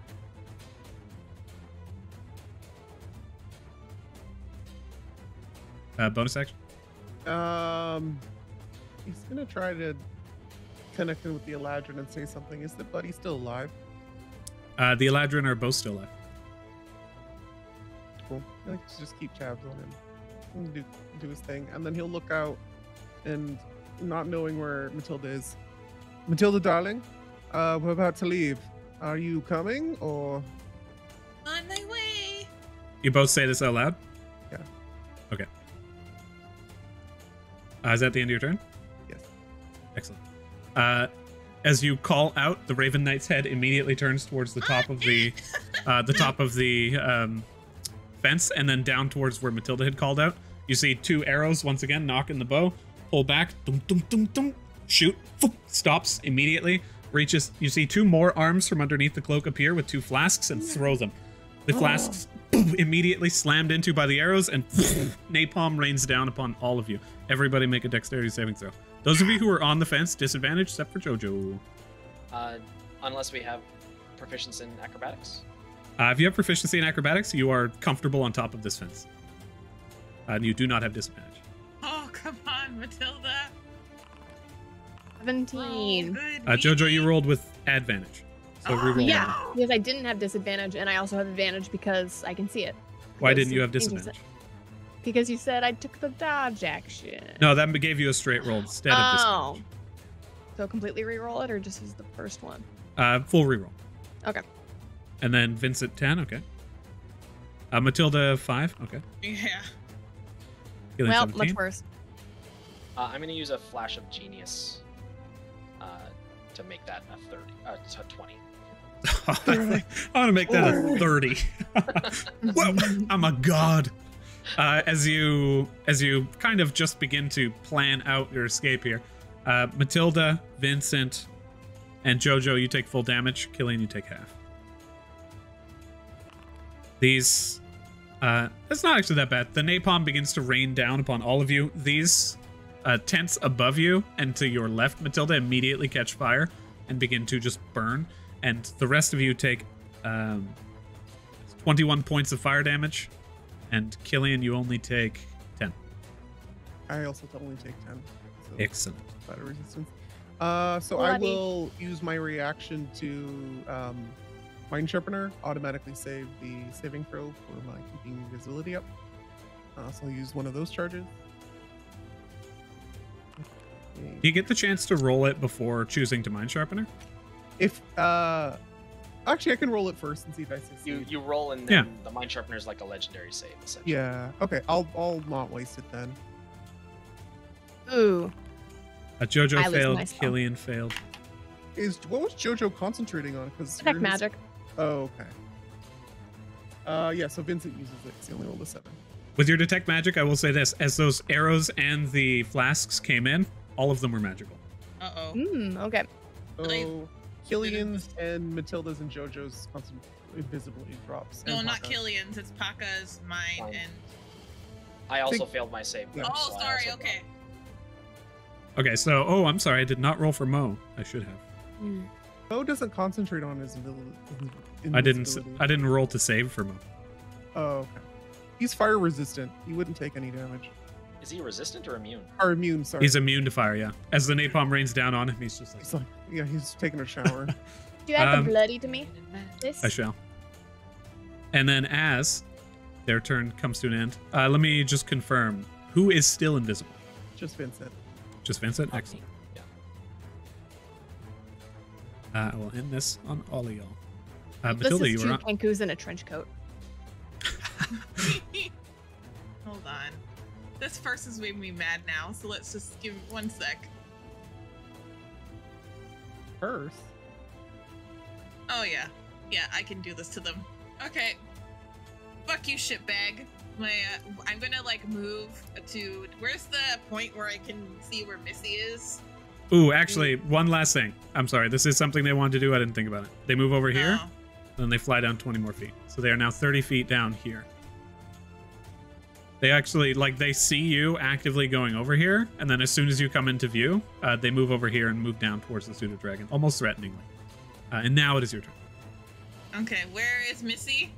Right here. Oh, shit. They're still 30 Oh. feet up, though. They're not next to it. Okay. No. 5, 10, 15, 20, 30. Can I grab Missy? You run up immediately underneath the knight, and you reach down, you grab Missy, still Yeah. entangled in the rope that's crying out. As you move towards them, it's just like, just freaking out, you can see, but pauses long enough, and as you go to grab it, the mouth opens, comes up towards your hand, and then pulls back. So, Okay. just an FYI, that was 40 feet. I think you took an extra diagonal, and there was difficult terrain on the logs. Is it? I thought they were just logs to sit on. I didn't expect them to be like... If It's you difficult use to the run rule- through there. So basically, you can make it to here. You just can't make it to there. Well, then 10... Actually, no, here. Well, hold on. So, I'm gonna move I you only- back. I'm gonna reset the movement. yeah. So that would be 10, right? Because it's difficult terrain. It's only my one diagonal. 10, 15, 20, 25. And then can you do the point one more time? Where, okay. Yeah, that's true, because it's only moving into that one. So yeah, she can get it's to the space here, you're but you on can't difficult. do another diagonal, basically. Peter. So you run over here, you grab Missy, scoop Missy up, Yeah. and you are now holding Missy. Was that my bone, like, item interaction? Is she considered an item? Are they considered an item? Reaching down and picking up they're light. Yeah, you reach down and you scoop them up. Item interaction. You Holding pick to your up chest. the rope. Yeah. Yeah. Okay. Okay. Do I...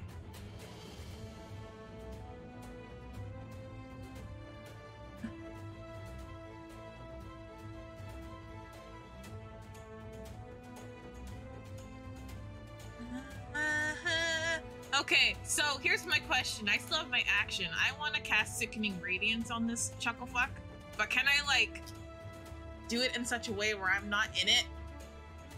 They're 30 feet up. Yeah. Yeah. You can honestly aim it right at them and you'll just be out of Okay. the radius. Get fucked, asshole. Enjoy the spell. I haven't got a chance to cast yet. Well, it's a 30-foot You- radius, so she'd have to put it like slightly above. But yeah. Well, she's also diagonal 5 feet, so technically she's not within a 5-foot range. Oh, like it'd be just at the top of her head. Be literally 32.5 feet away. I don't know how to put this down. When you cast the spell, it says place measured template. Okay. You click that one, and then you can pick a place to put it. Okay. Well, I'll put it on them, but then I Like- will. It'll like- prompt saves from everyone, but just don't worry about them. Okay. It looks so All right. dazzled. Do I do the damage? No. Then you hit damage, yeah. It'll prompt a save from the person. There we go. Oh, I'm All not these gonna dead throw- soldiers too. I'm not gonna throw a con save because, like, no. What is your spell save DC? It is. I have it right here. They succeed. Oh no! No! Gosh darn it! Do they take any damage then? Sickening Radiance. It's 40-10. Suffer 1 level of exhaustion. Delight makes it impossible for the creature to be invisible. Go away when the spell ends. Doesn't seem like they take any damage on us. It's like, oh, it's a Constitution save. It did prompt that. 40-10 radiant damage. Suffer a level of exhaustion. Emit light. This light makes it impossible for them to benefit from being invisible. The light and any levels of exhaustion cause the spell go away when it ends. Well. Yeah, so it has a nothing on a failed save. That's But it has to make it again when it starts its turn. So yeah, it's a continuation. Oh, it's an area. Awesome. Yeah. Okay, that That's is why way better. That's why I have to be careful when I cast it, because if I cast it and my friends are in there, then they have to deal with this shit too. Yeah. 10 minutes. Is it concentration? Yeah, Yes. it is. Yes. But I also lost my invisibility, so I was like, fuck it, don't care. You Bye. reach up a hand and this just literal sun appears before you with these shifting colors, a sickening radiance as you just stand on the bottom of this sphere and you begin to like shift out of the area. You see the Raven Knight silhouette in the light just fucking flow out that cape one more time. As Raven feathers The begin to Ladrin. fall down. The upon Ladrin you. look back and just like, She Yeah. stole our scroll, that slut.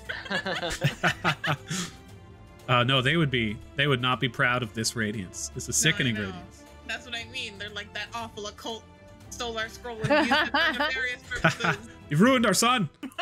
Matilda, you have chugged a potion as well with your bonus action and I healed did. up some hitty points. Mhm. Post that, the pseudo dragon continues to shuffle and squirm. Now just kind of looking over towards the Raven Knight with eyes agape. And Killian, you're up. Okay. Killian, now that everyone except for Vincent is visible, Killian like kind of peers over Jojo's shoulders, like, "Are we fighting this thing yet or no?" she like looks down at Matilda. Fucking looks like it. Why is Alright. fleeing not still on the table? I mean, Matilda's not a climber. Well, I can just teleport her to us. And we Oh, leave the shit. pseudo Yeah, dragon let's do flying. that. Okay. Killian, it is your turn. So the plan is leave pseudo dragon behind, Flee. teleport. Okay.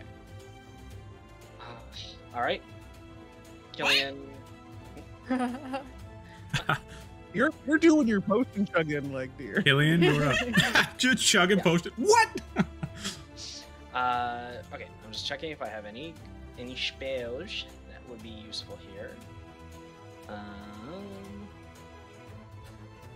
Sure don't. Okay. Well, Killian then is going to mimic.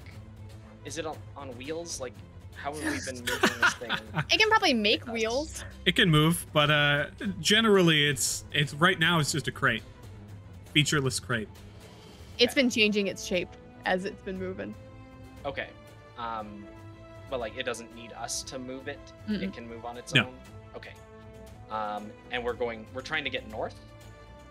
I would say let's just flee from this thing and then we'll like loop back around. Because if we go in this direction, I'd rather just go down itself for now. All right. Well, Killian doesn't have anything to help in this particular moment. At least not to help Matilda.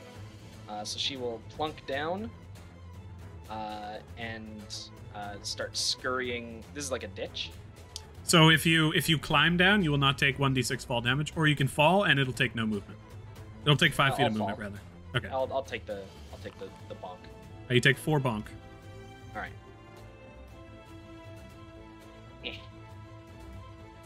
And then I will, just start heading out in this direction through the ditch, and I'll bonus action stealth. You have made it. You've made it to the exit. Go ahead and roll stealth for me. Dinya? Perfect. Oh, it's not a ninja. Oh, right, Ninya. Sorry, damn it. I'm gonna make myself a stealth macro that is just permanently Ninya. If that works somehow. It does. I can link you the macro. All right, there we go. Linya. Perfect. That's the command. At the end of your turn, Jojo, you are up. Jojo is going to believe in her friend and climb down the wall. Okay. And I'll also stealth, and I'll go to work healing. Maybe we should. So it was 30 feet to get down the wall if you were climbing, or if you fall, you take 1d6 fall damage, but it's only 5 feet. Oh, okay, yeah. So I still. You guys aren't invisible, so you don't have to stealth. Huh? We have to stealth if we want to lose them after we. Yeah. Yeah, that's down true. And hide. I don't think I want to bunch up too much because they got that napalm in like an area of effect, huh? So I'm gonna actually move. Can I hop this fence easy? Oh, that's 15. I guess not. I'll just go like here then, Okay. and do a stealthy stealth. You take 2 points of fall damage. I don't. You I'd climb. climbing down the wall would take your full 30 feet of movement. 40. Or you 40 feet. 40. God damn it! Every time. Thank you. So you are stealthing. Once you reach the end of your movement, you're beginning to stealth. Yes. Okay. So they know where you are right now. Oh. They can actually That's true. actively see you right now. Well, as my action then, I can see that, right?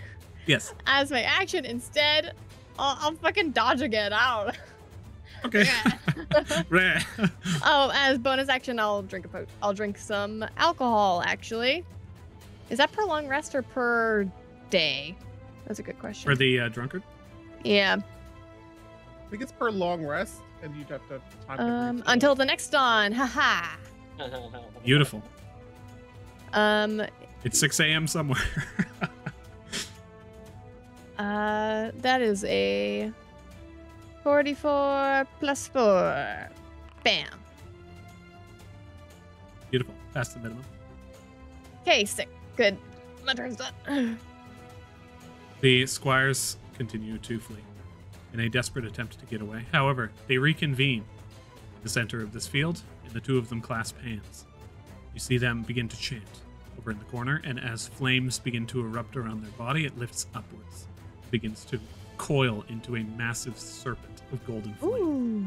that begins to move slowly and surely towards David.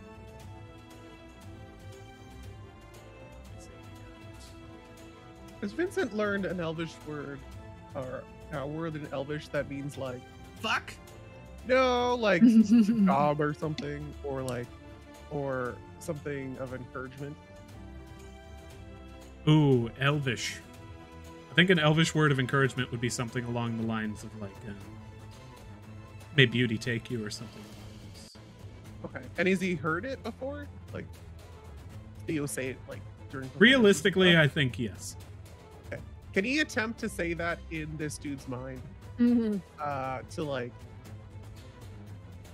To help him along, I guess. Pretend he's like some sort of god cheering him on from above. I'd say roll deception. I do yell holy fucking Sylvan if I see this crazy like Eladrin snake. 18. Okay. You begin to chant into, or you begin to call out in Elvish into their mind. You're not sure that they speak Elvish. You know they speak Sylvan. No, they speak Elvish. But as you call out this, you can hear their chanting grow that little bit more aggressive. That is the end of both of their turns.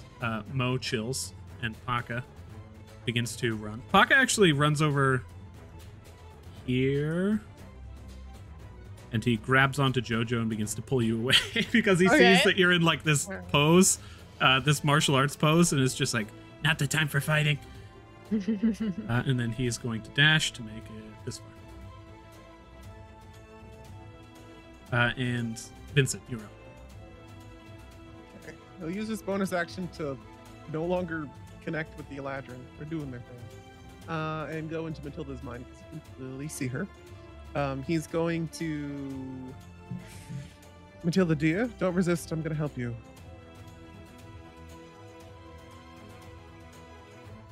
She responds. Sounds good.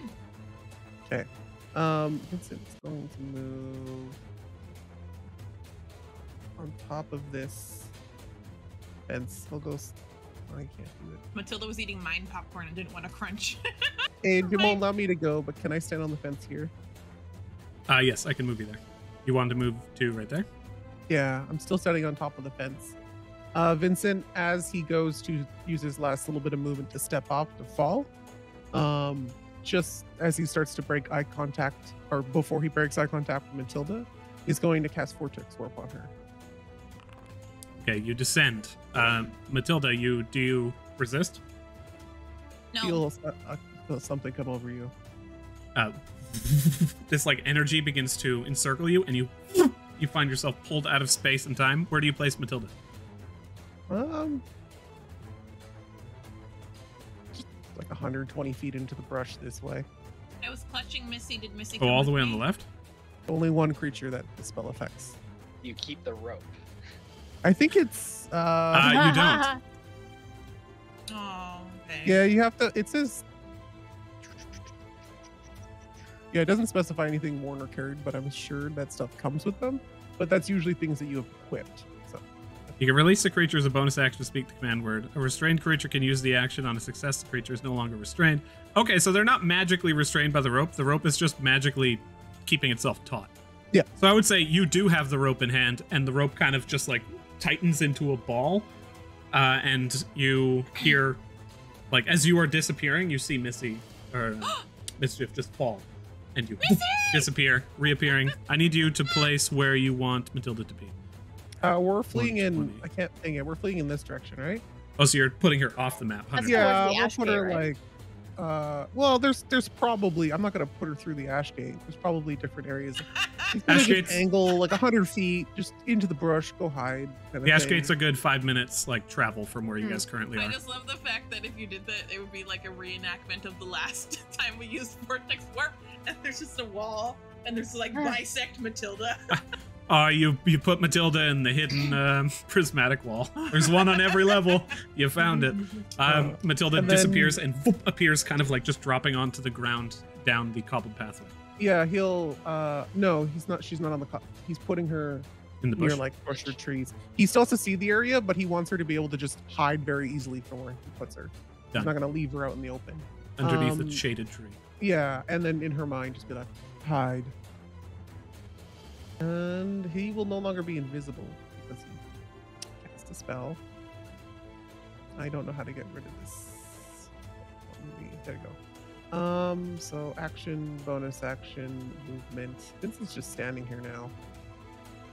And he ends his turn. So at the beginning of this creature's turn, it now makes its save. Another con save. Fail it. Do bad. That is... Spell save DC is... 16. 15? No, 16. As they turn their attention towards the lot of you, looking down towards Matilda and towards this pseudo-dragon that kind of just is now unwrapped and slams into the ground, they turn their attention down and begin to fly like aggressively towards you. You blink out of existence, and then their attention immediately turns about. None of you can see them, but you do hear before the light shines out once more, and from the inside. Oh. Yeah. They are affected. Roll damage. Yes! Yay! And they also get a level of exhaustion. Hell yeah. Yeah. And they're also shine bright light. Okay, hold on. I was very excited that this happened. It was 40-10. Okay. 5 foot radius. 1, 2, 3, 4. Roll! Oh, 20. 20 damage. Half. What kind of damage does this do? Radiant? This is radiant Yep. damage. 24. So for a level of exhaustion, and they cannot be 24. invisible. She 24 gains damage. Perfect. Radiant and fire damage that she casts with her spells. Gets an extra damage equal to her spellcasting ability modifier because of her 6th level ability. As they cry out at the feeling of this radiant energy burning through their body, this just sickening scream let out, you then hear as they begin to flee Oh. immediately. In fact, as soon as they turn bloodied, they use their desperation maneuver to move 60 feet away, and then they fly off to the north, leaving you guys completely alone within this area. Can you put Mo on Vincent? Mo is right there. Mo is here now. If you could see, Matilda's kind of like, yeah. You all find yourselves here, and with the sudden flight of this raven, you look onwards towards the battlefield now left silent. The birds long since fled, and the bugs do not dare cheep. How long? It's like a matter of minutes before time switches, right? It's probably starting to bow now and do its thing. So should we head out, go north, find somewhere to camp? Yeah. Yeah, sounds good. As you begin to move north, you make your way down the pathway, and you see the two Eladrin who are standing still being immolated in flames as that serpent coils its way up towards the sky and begins to give chase against the Raven Knight in the distance. Eventually, the bodies of the Eladrin just begin to immolate, and the serpent dissipates. The two collapse to the ground, and Vincent, you have your hand raised. I don't think we would head back in this direction. It's too dangerous. We know the wolf comes from this direction. We would probably loop around and go north, like off the map here, just for confirmation. I don't want to be in the area where the wolf shows up in like 4 minutes. Okay, one way or the other as soon as you reach the northern road, because basically you have like dense forest to the east leading out to a cliffside. To the west is a redwood forest, and then to the north is actually like the pathway leading. You can't like travel north without going north. So as soon as you reach any kind of clearing, you see this happen. Okay. But that's totally fine. You're definitely not just like trouncing down the middle of the danger path. Yeah, that's what I Yeah. don't want to do. Hey, Mimsy, you coming?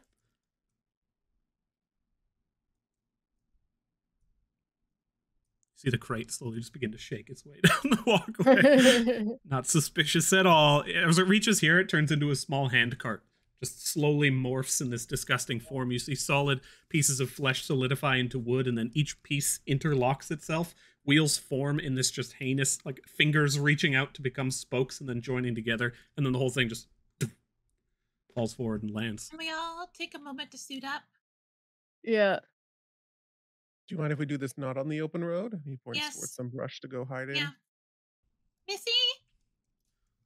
You guys are now basically on this map just for the sake of being able to roll. Yeah, But you are choosing not to be in this location. Yes, Yeah. that's what I want to confirm too. We're not near the camp. We're hundreds of feet away from it now. So you guys Right. leave the main road and begin to circle around to the northeast in some forest. And Candace Candace, has go something to say. Before we head off though, I thought I saw the body of like the head guard like here at one point. Is that where they died or? he's been up here for a while. Oh, okay. Could we like take his sword or something So you want to circle around and go back to the main area where all the people died? before like Jojo doesn't have to suit up into armor. So while they're sort of doing that, could Jojo just sort of like grab like the captain's sword and then just head on over to where they were? Okay, so everyone else kind of hiding in the forest off to the side. Jojo, you begin to circle around through the northern forest, and you return to the camp area. As you look down, you can see the charred bodies of the Eladrin, just kind of laying there. The rest of the bodies here have been just viciously melted by the napalm that had been hurled down upon them. And as you go up to the Knight Captain, you can see that the vast majority of his gear has been melted down to his body. There's very little left here, but skeleton. However, his sword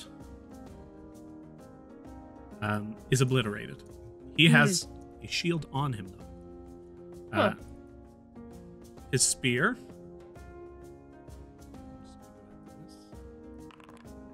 Also, unfortunately, completely unusable. Shield His is the spear's only thing that unusable. has maintained.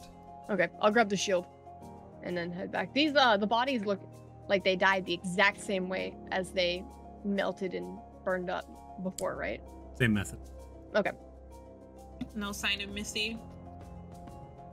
The pseudo dragon is nowhere to be found.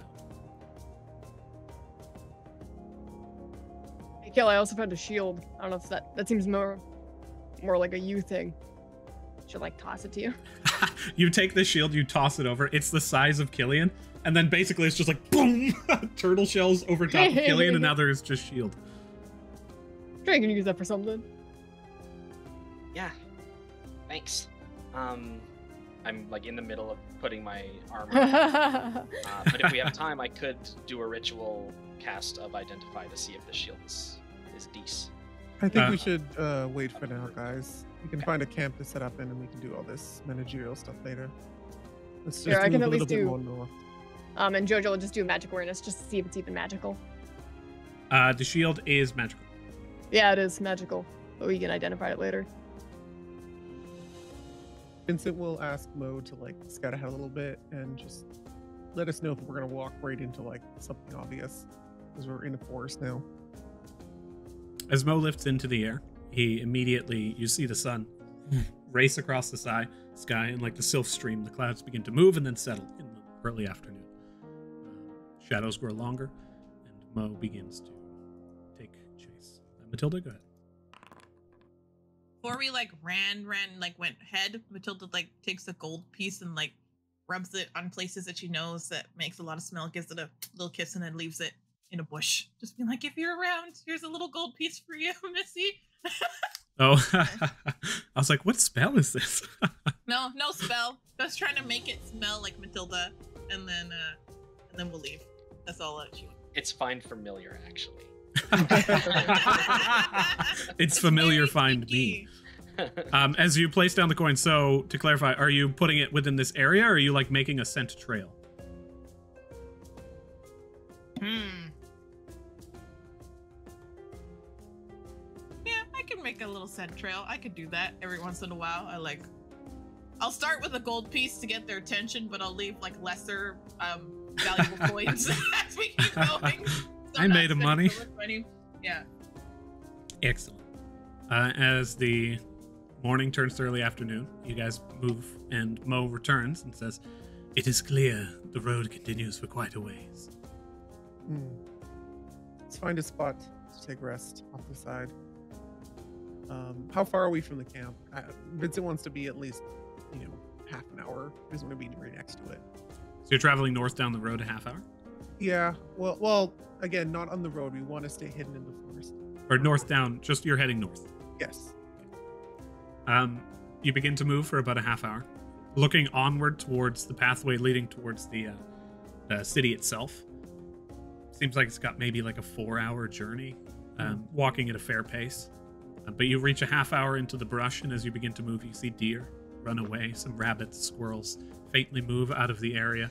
You see one thing that kind of looks like just two hands on a long, thin body, that one hand reaches over and grabs onto a tree branch, and then they just kind of continue this like reverse slinky effect through the forest, getting away from you as you begin to approach, and these strange alien creatures begin to settle in through this small shrubbed area.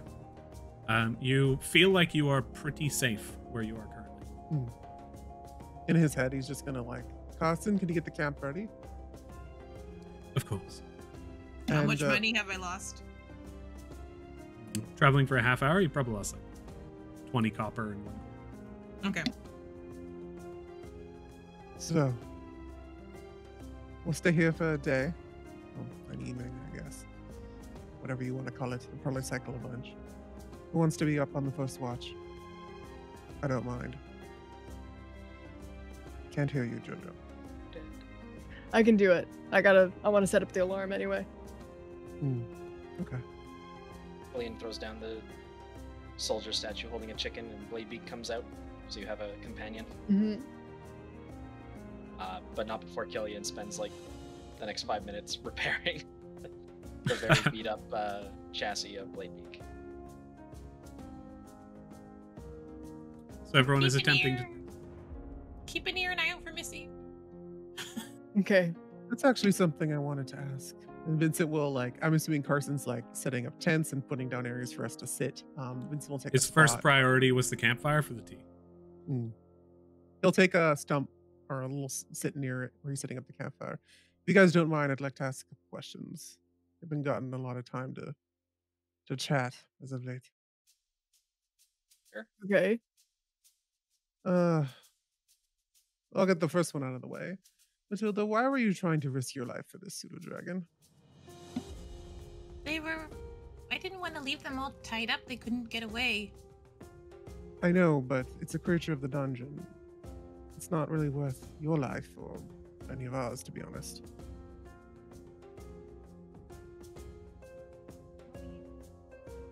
Got away, and also too, I think I would have been able to get quickly, but then it was a notified.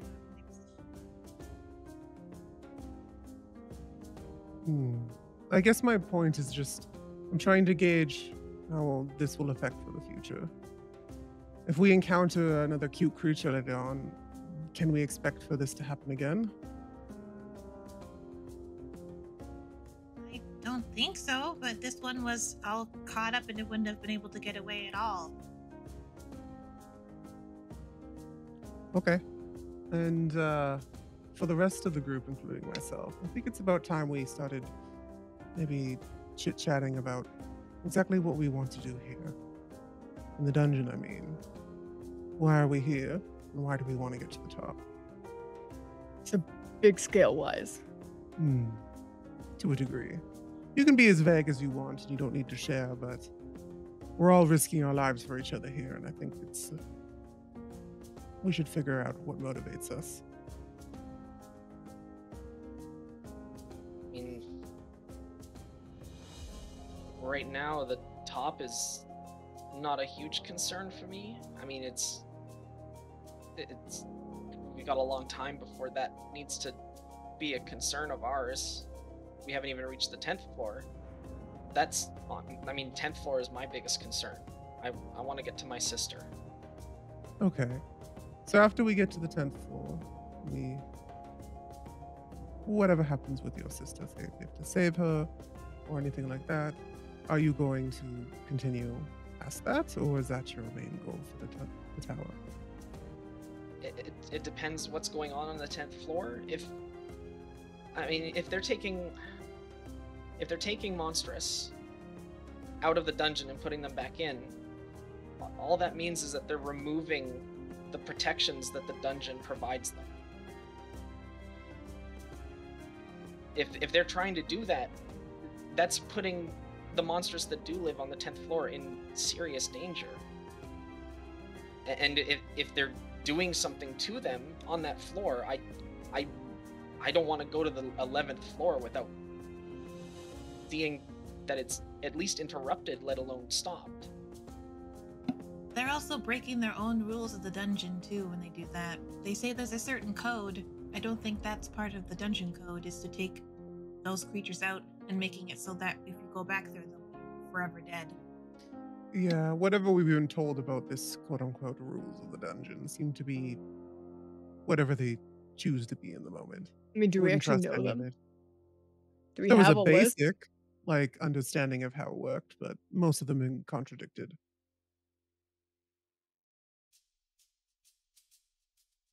Nonetheless, that's where I'm kind of standing. So if we solve the issue on the 10th floor, Killian, are you still willing to accompany us up to the 60th and risk your life? Oh, of course. I mean, I guess if we had to think about the end goal of the dungeon, I'm doing this for all monstrous. I want to provide a place that is safe for them, or at the very least prove that we can work with other peoples.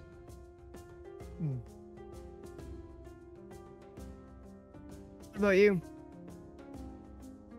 Did you say that to me or to someone else? To Vincent. Well, frankly, for right now, I'm just trying to gauge whether or not we can even accomplish that, but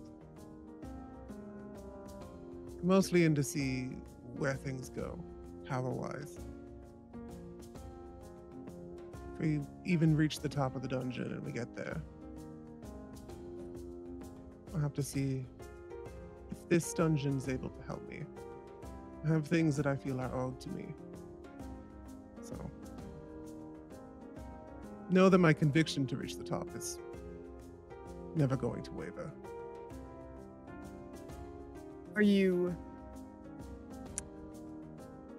in a rush to get there? It seems to me like you're willing to take a lot of shortcuts. I guess I just don't see the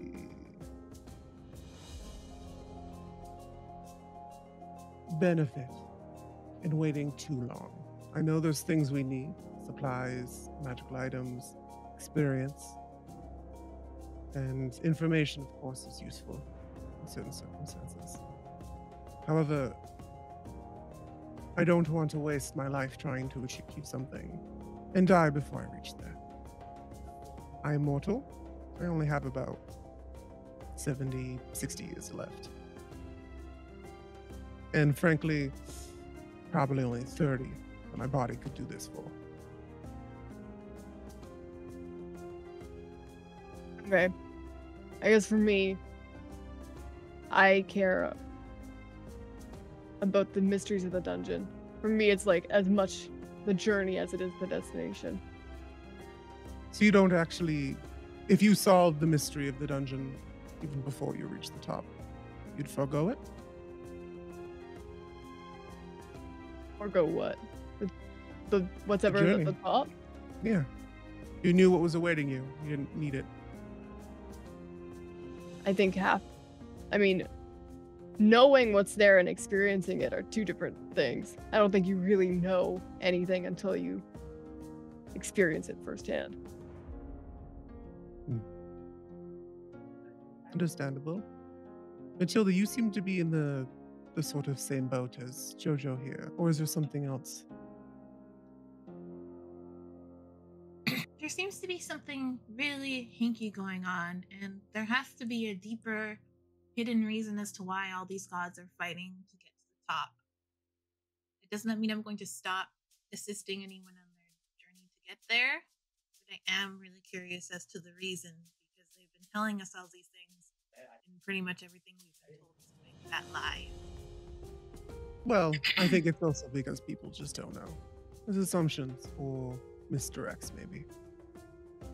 I also think people are stupid and don't ask good questions.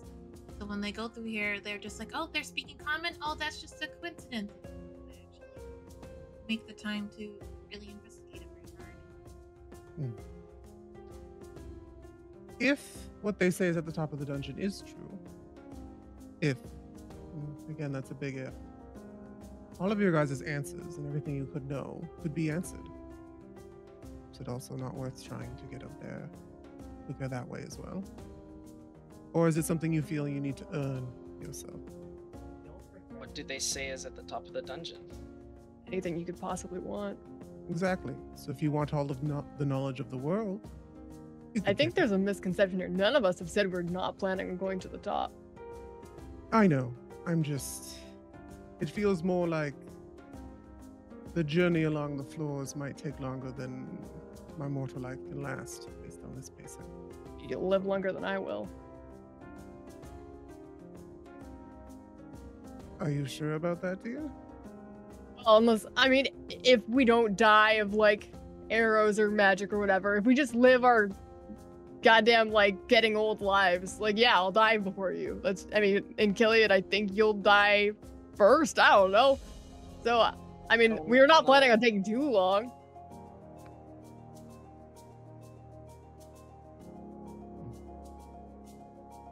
Idea of what I would ask for, but the thing is that that's subject to change. Of course, dear. You never know what we're going to find along the way. Adrian, have any goblins that have come to the city grown old? Or like died of old age? Or like we're the first generation of goblins that have come to the city, right? Yeah, the old and the enfeebled, much of the old and the enfeebled didn't like leave or want to leave. Because that's also literally being like, when they appeared, people appeared at different ages. But for the most part, like you guys remained at peak age for thousands of years. Some people appeared, 55, a 55-year-old goblin, and it's like very weathered, and it's just like, this is some bullshit when they look at the eternal 20-year-olds, right? But the vast majority of people who knew their mortality would be upon them did not leave. Very few in groups left the dungeon. You among the first, with various other groups of Dungeon-born. But as you left and you look around, majority of people are quite young. And it's been a while since. I believe it's been 12 years now. Have we noticed a distinct change in those that came to the city, or are we like People are aging it. they are aging? They are. But goblins don't necessarily know how long they live because Oh, normally they interesting. live X number of years until they reincarnate into a goblin again on the 10th Mhm. floor, something like that, right? It's tricky, yeah. It's like mortality alone is a confusing concept for the Dungeonborn. But knowing that they will die and they will disappear and they won't appear again this time is a scary idea. I don't mean to make this. I'm just trying to gain a gauge of information so we can make sure that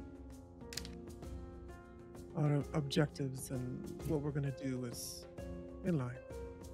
Nothing wrong with assessing where we are at. I guess I'm just thinking that if we don't try and gain an understanding and gain a good foundation of this dungeon, we're gonna get stuck somewhere and not be able to progress for a long time. People have been stuck on the 26th floor for what? Like how long? Like years, because they just don't know what's going on. No, So if we I really want to get understand. ahead of the pack, we have to pay attention.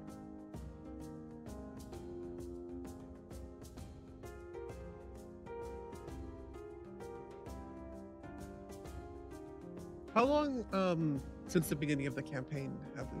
It's almost been a year, right, Adrian? Or like It's been 7 months. 2 seasons. So that is your guys are rounding the end of summer now, Elderbright, so 9 it has months? been just about 8 months. Yeah. Oh, 8 months. Mm. Okay. Yeah, it hasn't been that long, but we did do like a couple of month time skips overall. Yeah, I was just curious.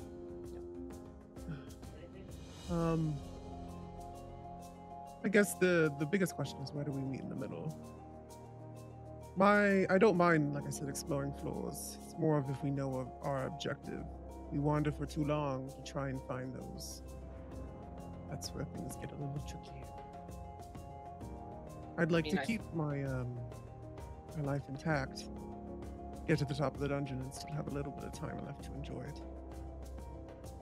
I mean, at the end of the day, we should be doing whatever we can to progress in as safe a way as we can, and any risks that we do take should be like slam dunks. Like we should, like if we're like, oh, like hey, like for this fight, like I asked like 3 times whether we should be fighting, even when he was raining fire on us, and it seemed like we were escaping, so that worked.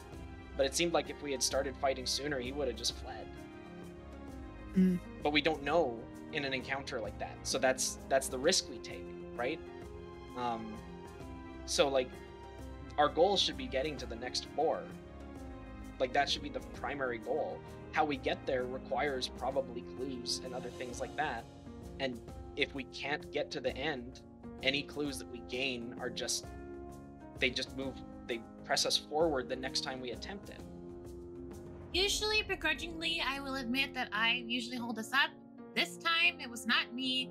Maybe we shouldn't touch ancient elf scrolls, so then we have to deal with people accusing us of stealing things. So we have to be a little more careful with what we poke at on the floors, which is usually my problem. But I think I believe you're the one who found the scroll. I didn't touch it. Mo touched it first.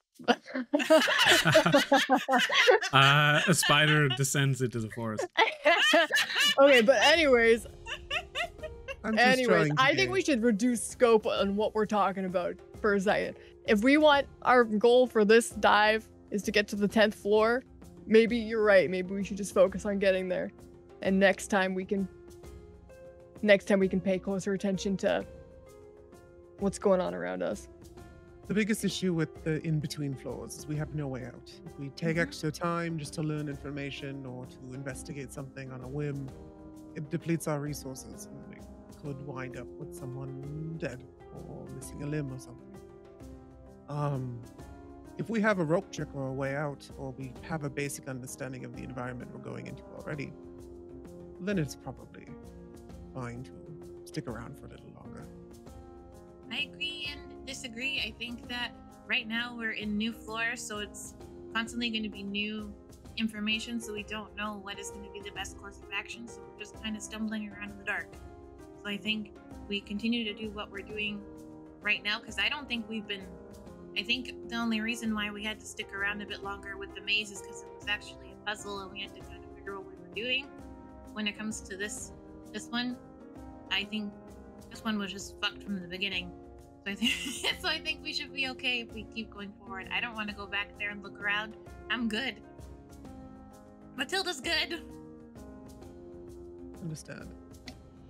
Well, and Vincent will like, his tail will like reach up from his back and come in front of him, and we'll take like a deck of cards and put them in front. Now that we've got that over, does anyone want to play a game?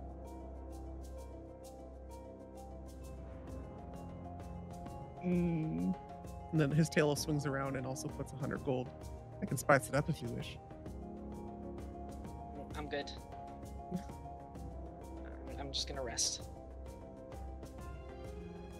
Thanks, though. Matilda puts in 1 copper. Call. All in, I guess. That's not how that works, but the camera fades away as the rest of the camp is set up via Carson.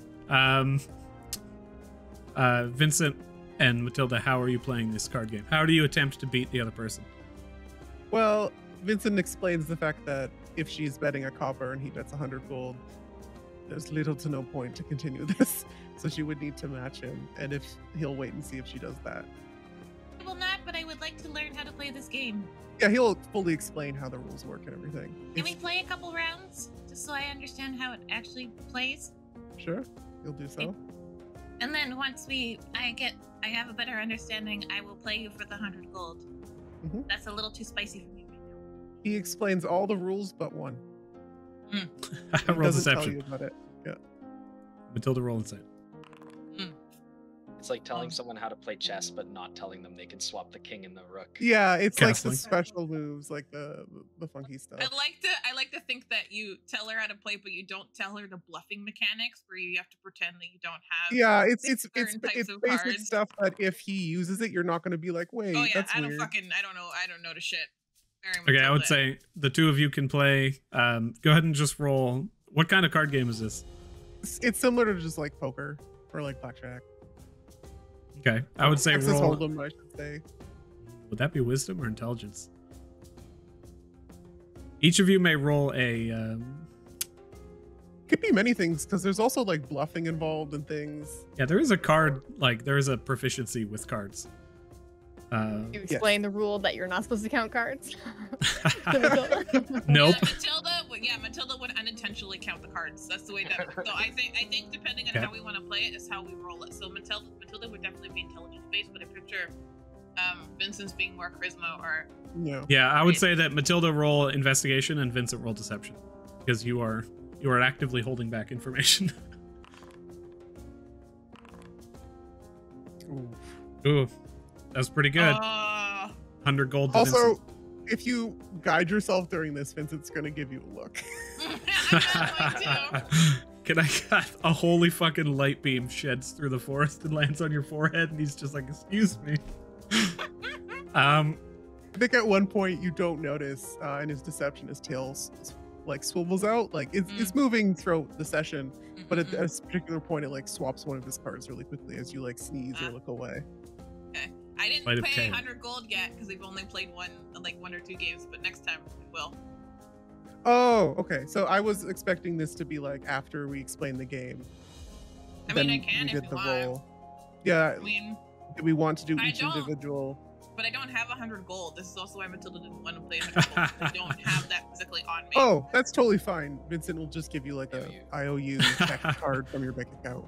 Okay, here's your bill. Yeah. As you guys sit for the remainder of the evening, and you begin to take your, you take some time to both repair Bladebeak, take short rests, set up your alarm system, and hunker down. Are you long resting? Yes. Okay. An hour Unless passes and no. everything shifts to night.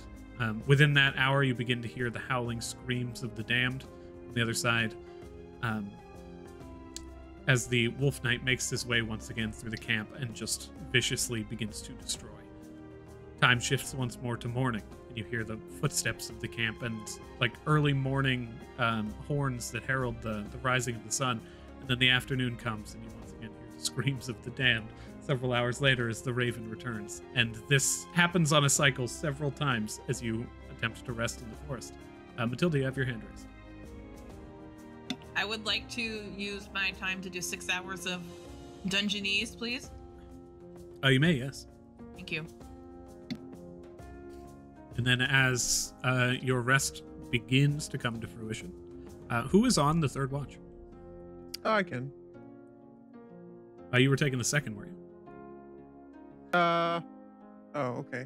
I Jojo was the first, and then Vincent was the second. Who was okay, I'll do that then. Sorry.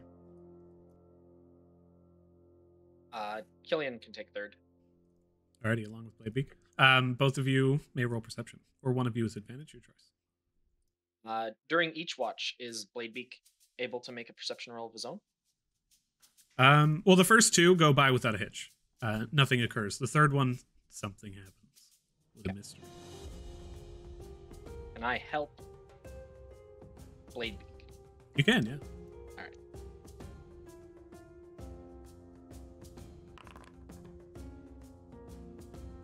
I can bring Bladebeak back in here as well. Nice. 22. Bladebeak clocks some movement out in the forest.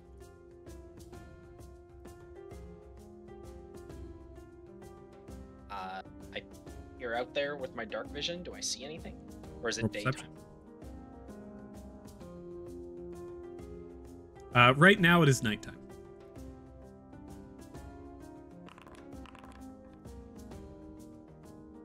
You move up towards the area and you begin to peer in, but all you see is the movement of shrubs. You track the path that some kind of creature is taking through the forest. They're not moving towards you. They're running to the east through the shrubbery at haste.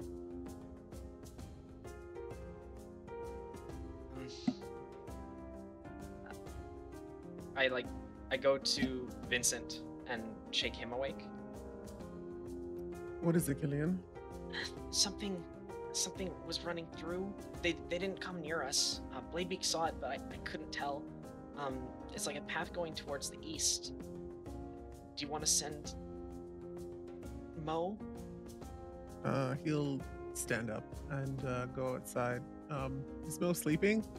Or is he like off doing his thing? I was like laying there, kind of curled up, hands like a T-Rex, leg kicking. It's just like, I'll connect into his mind. I'll connect into his mind, and then in Infernal, I'll just whisper, "Get up!" So give him a little spook in the morning. He actually, I rescind that. As he's laying there, you're like, "Get up!" He's just like, gently opens his eyes and like, it's a nice stretch. Well, now he knows. He looks towards him and he's like, "Well, we need your help." Oh, really? Well, I aim to serve, Master. It is my favorite thing. Mostly because you saved my life several times, and for that I'm so grateful. He grabs the good berry and eats it, and he's like, "Such a delicious berry, thank you." Well, Killian heard something out to the north. Was it the north? It was coming this way, but going to the east. Go check it out. Of course I will. Leaving right now, and he turns and walks away. With your insight, he sounds very fucking sarcastic, but he's been just telling the truth. And then he walks off from the camp. Did it sound like a little creature carrying a bunch of coins? It did not. Oh. Relatively larger, at the very least humanoid scale. As Mo disappears into the night, both into the darkness, and disappears, you all await on bated breath. Vincent has mental connection with him for 3 minutes, so he'll just ask for updates as he goes. Mo continues flying. With his perception, he manages to find the creature. Or rather, he manages to find the trail of the creature, and I'm going to roll survival for him. Attempting to make his way down the pathway and follow the track of it, following the shrubbery and the brush, it ends up hitting a small river. And from there, Mo has a lot of difficulty managing. And then with his final perception check, he has lost the trail. Okay. He returns to you having not been able to follow this whatever this is? Well, it's whatever it was. It's gone. It just ran through the area. Some sort of dungeon monster, I guess. A soldier, humanoid. Any indication of what it might have been? Big, small? From the trail, it at the very least was maybe a human size. The footsteps were deep in the mud. Well, I'm gonna go back to bed. If it starts attacking the camp, let us know. Yeah. The rest of the I'll evening. shake JoJo awake and just give her the update so she can like hold her sword close or something. And then go back to bed. Hilda's heard everything because she's just Yeah. doing I already did my break. I mean, I did first.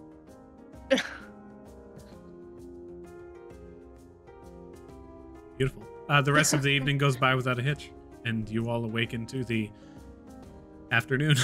I would like to do one thing in like, I'm assuming we played games for like a half an hour. Could I do one thing in the 2 hours I don't need to rest? Yes. He's going to go into his tent with Mo and then ask Carson to make himself visible and stuff. You mentioned before something about a pact between us, correct? Are you saying this to Carson or Yes. Mo? Carson. Pact between you and Mo, you're asking. Yeah. Says, yes, there is a spell that allows one to bind a familiar to their service, not a collection of fey energy, but to convert one, so to speak, into a soul-bound creature. It's more effortless for some, and actually comes tongue-in-cheek for others, but there's a ritual that can be done, yes. Is this something we can do here now? This moment, no. I would need some resources. But if we get to the 10th floor, I'm sure we can buy what we need.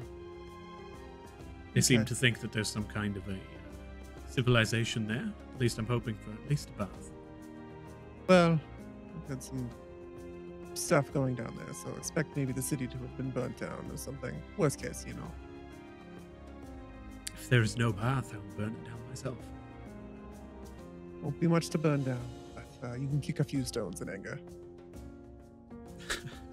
It's beneath me.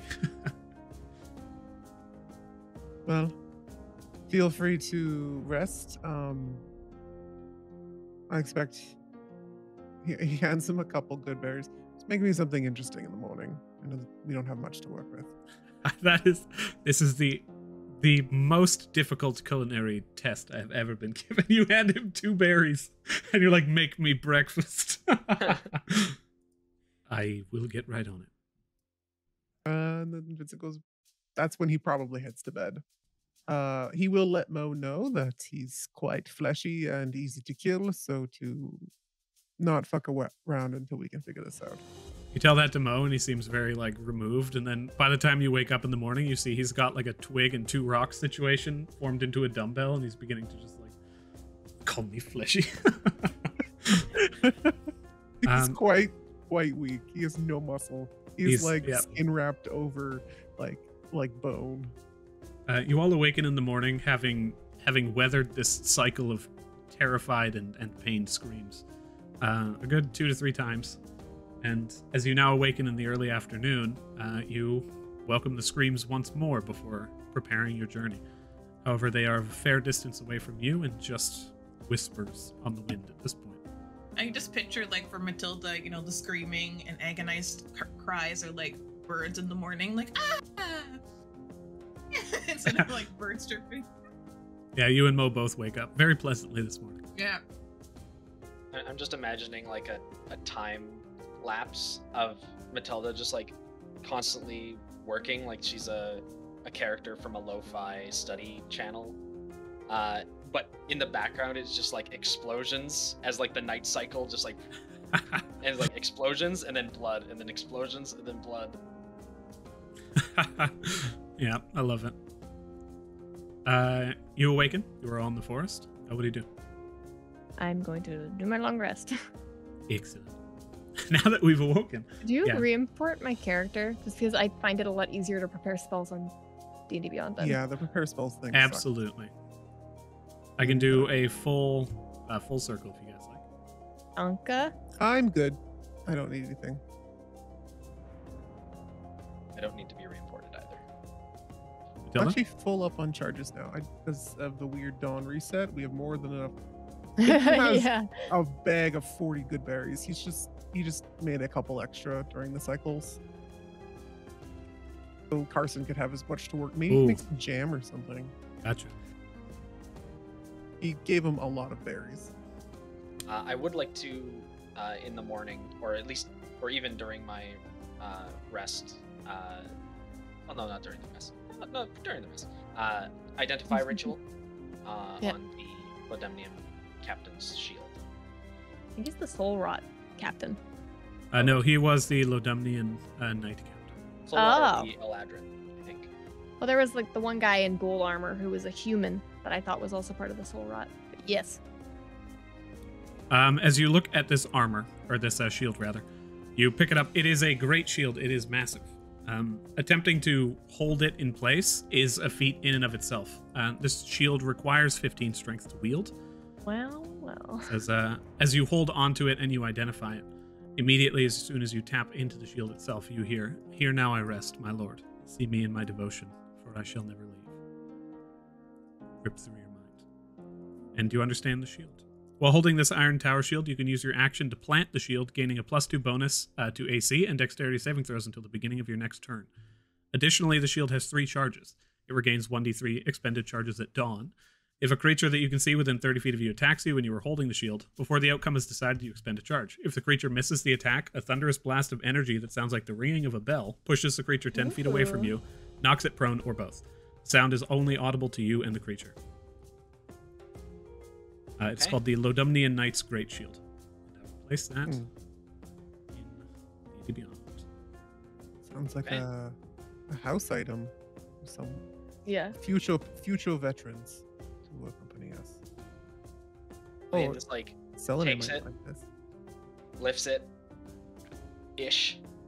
kind of partially drags it over to Jojo, and it's just like, it's another strength-based item. Just like, Well, I don't do shields. Let's go, Paca. What Just happened to my stuffs it in. character sheet? Ah! I was just reimporting it. Okay. Yeah, Jojo's like, I don't do shields. Just like hands it to Paca. Baka grabs it, just like waves it around a little bit and throws it into the bag. It's made out of foam. It's too big for me. I don't like it. And it's just like, I think we can figure out a home for it eventually. Maybe Selene might like it. Strong Selene. She's a good kicker. I know that about her. We had a shield before, so. Mm. And items like shrink to your size. I'm sure it'll get a little smaller. Paka's poor character sheet. All the stuff that I placed in his inventory gets added as descriptions. So it's just a mess. Oh. Love Shall we head north? Looks around and Carson's like finished packing up the site. He provides you with a small. He found a plant that's almost akin to a eucalyptus leaf, but much less like stringy, hard, and actually edible. As he mashes up the berries and uses it as like a form of jam and places it across. He then toasts that over the fire till it's like lightly crispy and hands it to you. And this is basically the best breakfast he could make for the morning. I'm gonna go ahead and roll cooking for him. He had advantage. That is a 22. Ooh. As you bite into it, it's crunchy. It tastes like good berries. Your stomach is filled twice over, and it is quite good. Sell these. You need someone to like cast Goodberry on that day. It's a pretty Yep. expensive food. Cool. We eat up and head out. Travel north. You guys are about 4 hours, 3.5 hours now from the very tip of the area. As you guys continue to walk, somebody will need to make a survival check because you're moving through untamed wilderness and not taking the road. I can do it. Alrighty. Matilda, could you keep a time, like a track of the time, so we know when that wolf guy should be coming? Was already on it. Thanks for the reminder, though, Jojo. Okay. It's not more than like 15 minutes later that you begin to hear the howling of the wolf down the pathway as they begin to walk. The day turns to night, and you continue traveling. 2 hours pass, 3 hours pass. We can always figure out what way's north, though, because of Matilda at the very least. We won't get turned around. Yeah, for sure. As you are traveling down the northmost road, you find yourself in deep, deep forest. You find that you probably should have breached the outer area by now, but you haven't. Mo, can you do a search above the tree line? I imagine you guys have better perception than Mo does, but I'll have him look. He flies up and he comes down and he says, this forest for quite a while. Do you We're see in a the bit of a city in the valley. distance, or- Flies up again and he's like, with an 8, I don't think so. Okay, it must be pretty cloudy overhead.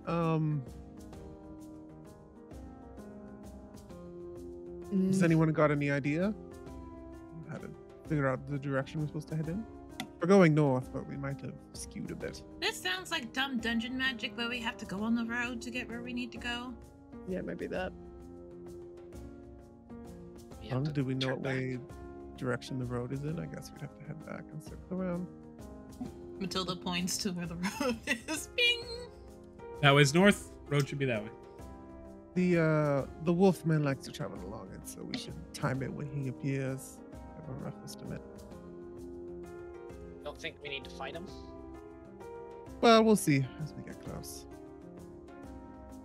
He does disappear for about an hour, so we might have a window. You guys begin moving back towards the road. I will need another survival check. As you find yourselves in this forest, it's not like flat plain with some shrubs and trees, but you guys are basically moving through gullies, thick rivers, high hills, traversing through mud and muck. It's actually somewhat difficult. As you begin to move in the direction that you had gone, you find yourself having drifted 15 degrees to the east as you were moving.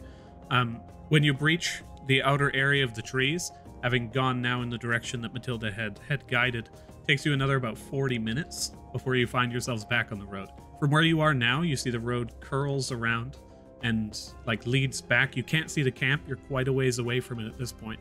And to the east of you, you see that cliffside still rearing over and around until you see the massive spiring city to your north, no more than an hour and a half's travel away. Should we hoof it for an hour and then stealth for a while and then kind of because when we know the wolf is there, we move real stealthy. Mhm. And then when we know the wolf is gone, we just haul ass. That makes sense to me. Yep. Sure, as long as we don't exhaust ourselves. So. As we're walking along or hoofing it during the daytime, Jojo's gonna turn to Kill. Hey, I know I've heard before, maybe out of character, I don't know if Jojo's heard this before, so stop me if this is meta knowledge that I think is just normal knowledge. There's a statue on the 10th floor, right? Of a person on a horse. Did it look similar to the one at the Sun Temple on the 3rd floor? So you correct Jojo in your knowledge of the 10th floor, in that there is a knight who stands at the edge of a crimson field who stands still as a statue. For basically, he was there for generations, hundreds of years, never moved an inch, just on Overwatch. And then when the doorway to the 11th floor opened, go ahead and roll history, Killian. And Doorway to roll a the wisdom 10th floor, saving throw right? for me as well. It wasn't until Both when the door to the divers arrived that he. Well, when the 10th floor opened, the divers arrived, he still just stood there. It was only when the adamantium gates opened before you did he actually manage to. Gotcha. Sorry, what am I rolling? Both a wisdom saving throw and a history check. Okay. Wisdom saving throw. I am not good at those. Oh, that's a blind one, but you can just reveal it, I think. That's It is a 10. This history check has disadvantage. As you're attempting to recall this information, you find struggling to even just pull back it, and as you are thinking, just these flashes of Rough. fear begin to pour through you. I mean, it wasn't it just stood there. I don't know. I don't know. Does this look similar to when Jojo asked Selene questions? I mean, in nature, yes. In practice, not really. Okay. Like, thinking back, these memories seem to be painful to Killian. Selene genuinely seemed to be like something was actively holding her back as far as he was. Okay. Sorry, I just. Oh, it's okay. Don't worry about it. I was just curious. I could have swore they were on a horse. Weird. They were. Oh, well, shit. You said they were standing. I mean, if you're on a horse and you stand still. Oh, are you standing okay. Or are you on a horse? You're sitting still on a standing still horse. We don't have time for philosophy. Enter is moving. We're walking. God. You continue walking. Mo on Overwatch. You guys. So you are continuing still out of sight through the northern forest, or are you now walking down the road hoofing it? I like to think that we're in the woods, just at the edge of the path. You know what I mean? So that if we had to like stealth, we could stealth still along the path and still be following it, but not so far into the forest that we're gonna get lost. I think we should be the opposite. I think we should be on the edge of the path, ready to hide from the ring wraiths when they arrive. Yeah, like we're basically hoofing it during the day, and during the evening, Matilda let us give us like a couple minute window. We'll go back into the forest like 50, 100 feet. But I think so that we don't get lost and go to a different zone that we don't mean to, we should be traveling forward on the road. Yeah. We'll hoof it on the road, and then we'll go into the forest, but we can still have eye line to the road to know we're still when we're. My warning sound is just crows. It's like so it doesn't sound like we're like, go hide. So the wolf isn't like, yes. As you all continue, you're gonna draw the Raven Knight to us. You all continue down the pathway. 4 hours pass. A half a day. You guys have now been traveling for just about 5 hours. Yeah, you said the castle was about an hour and something away from where we were. As you reach the center of the road, or wherever you guys are currently on the road, looking down in the center of the road, you see a wooden ash gate. Just sitting in the middle of the road. Well, if that's not an ash gate,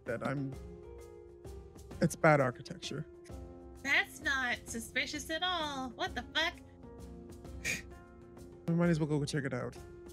If it is an ash gate, we can make our way to the 8th floor. If the city is the next zone. Interesting. Maybe. Mimsy, is that a mimic? Is there a mimic ash gate? The pull cart that you have been pulling behind you. You just kind of like move it over to the side. One eyeball pops out of the top, and it's just like, I don't know what an ash gate is. But I don't think that's one of them. I don't think it's a mimic either. But I also don't not know what an ash gate is, so maybe. Vincent cast prestidigitation on all of us so that we're clean if we're going into a city, and kind of adjust some stuff. No Missy. Adrian, no Missy following. Not through the travel. No pseudo dragon. Oh. I didn't really want a pseudo dragon, but I was like, they're just so cute. I can get you one in the city. Don't worry, we'll get you like a What a Vincent thing to say. Got a pseudo dragon at home. It's just fucking Mo wearing a little dragon. Yeah. Like dog costumes. We've got pseudo dragon at home. Store-bought is fine if you don't have. That was good to me.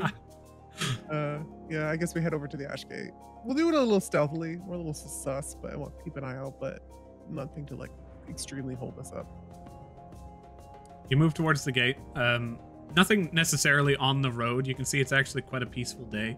As you look towards the city, the closer you get and the more time passes, the more the city kind of gleams in this brilliant white marble.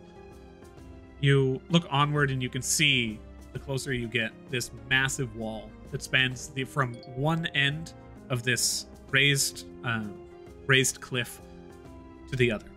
The city sat at the very pinnacle of the height of this cliff that you find yourselves.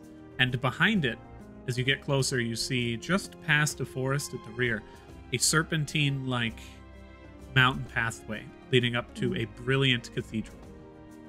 As you begin to move into the center of the road, looking around, you approach the ash gate, you look at it, it seems genuine. Judging from the feel of mild unease you get by looking at it. Inexplicable source. Seems pretty legit. I do something before we go through it. I'd like to investigate around the ash gate and away from it to see if there's any sign of whoever that figure was that had passed by us going the opposite direction. Roll investigation. Actually, this would be perception.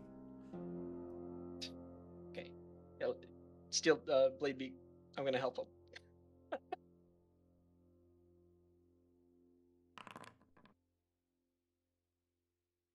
Nice. 19 in that. Ooh. Laidbeak's eyes hit the ground and begin to scour. I will give you a survival check with advantage. For me or Killian? Or sorry, Killian or Blade Beak? This one will be for either of you. Bladebeak can easily be pointing these things out to you. Surprise, it's the same. Haha! And not advantage, right? Just flat With advantage. with advantage. So you saw footprints. They didn't seem hasty, but you did manage to see them. As you begin to attempt to track them back to their place of origin, they went straight down the road, as far away as you can discern. You can see that there is some cracked stone underfoot, as well as though something of great weight began, bore down upon this area. And they go straight through the ash gate, and they do not come out the other side. You ascertain at least 4 figures. Okay. Can I get my little calipers and try to measure the foot sizes of these footprints?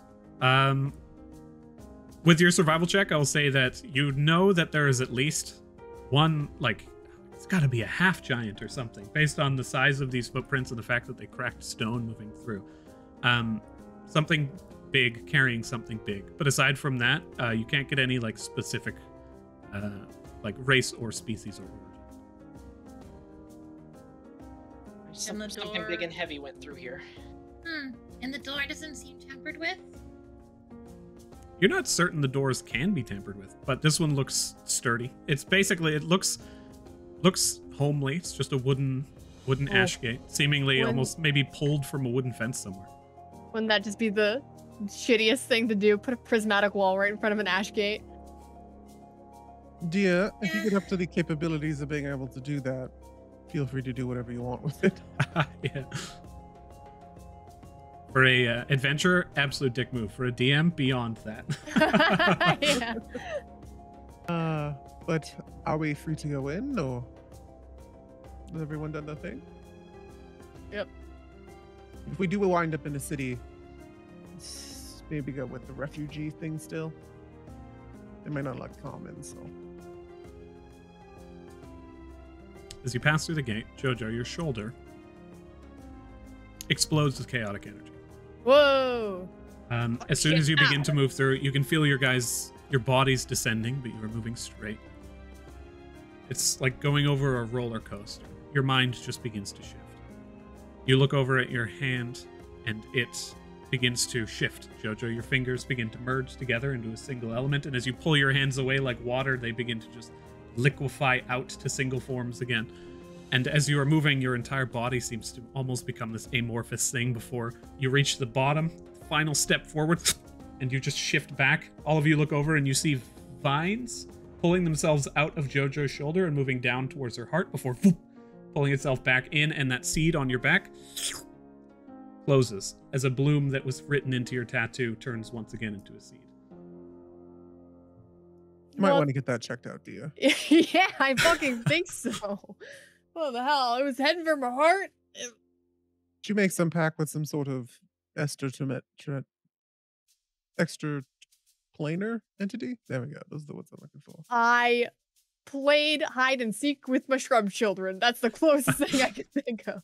But as you all step through and take the last step out of the gate, what you find before you is not a city. The plain in front of you, a thin pathway, marred with siege weaponry. Cannons pulled from ships and brought out in vague attempts to be artillery. stone stacked up in a way as to block passage, blown to pieces. Trebuchets, already fired, and pools of blood that streak across the ground. You see explosions and scorched earth. You see the ground beneath your feet, solid stone, but crimson grass stained with blood, and over in the side, skulls. The bodies of the fallen that have begun to liquefy and form these pools beneath you. And as you look onwards, you see a single figure standing in the midst of this field drenched in blood. Ooh. Vincent will mentally connect with everyone. I'm assuming this is a boss battle of some sort. Though there is always the peaceful option. If we're gonna do the peaceful option, let's spread out first. That is a fucking bullshit sentence. Are you looking at the ground? Looking forward. In here. Do we recognize this individual from the statues? You do.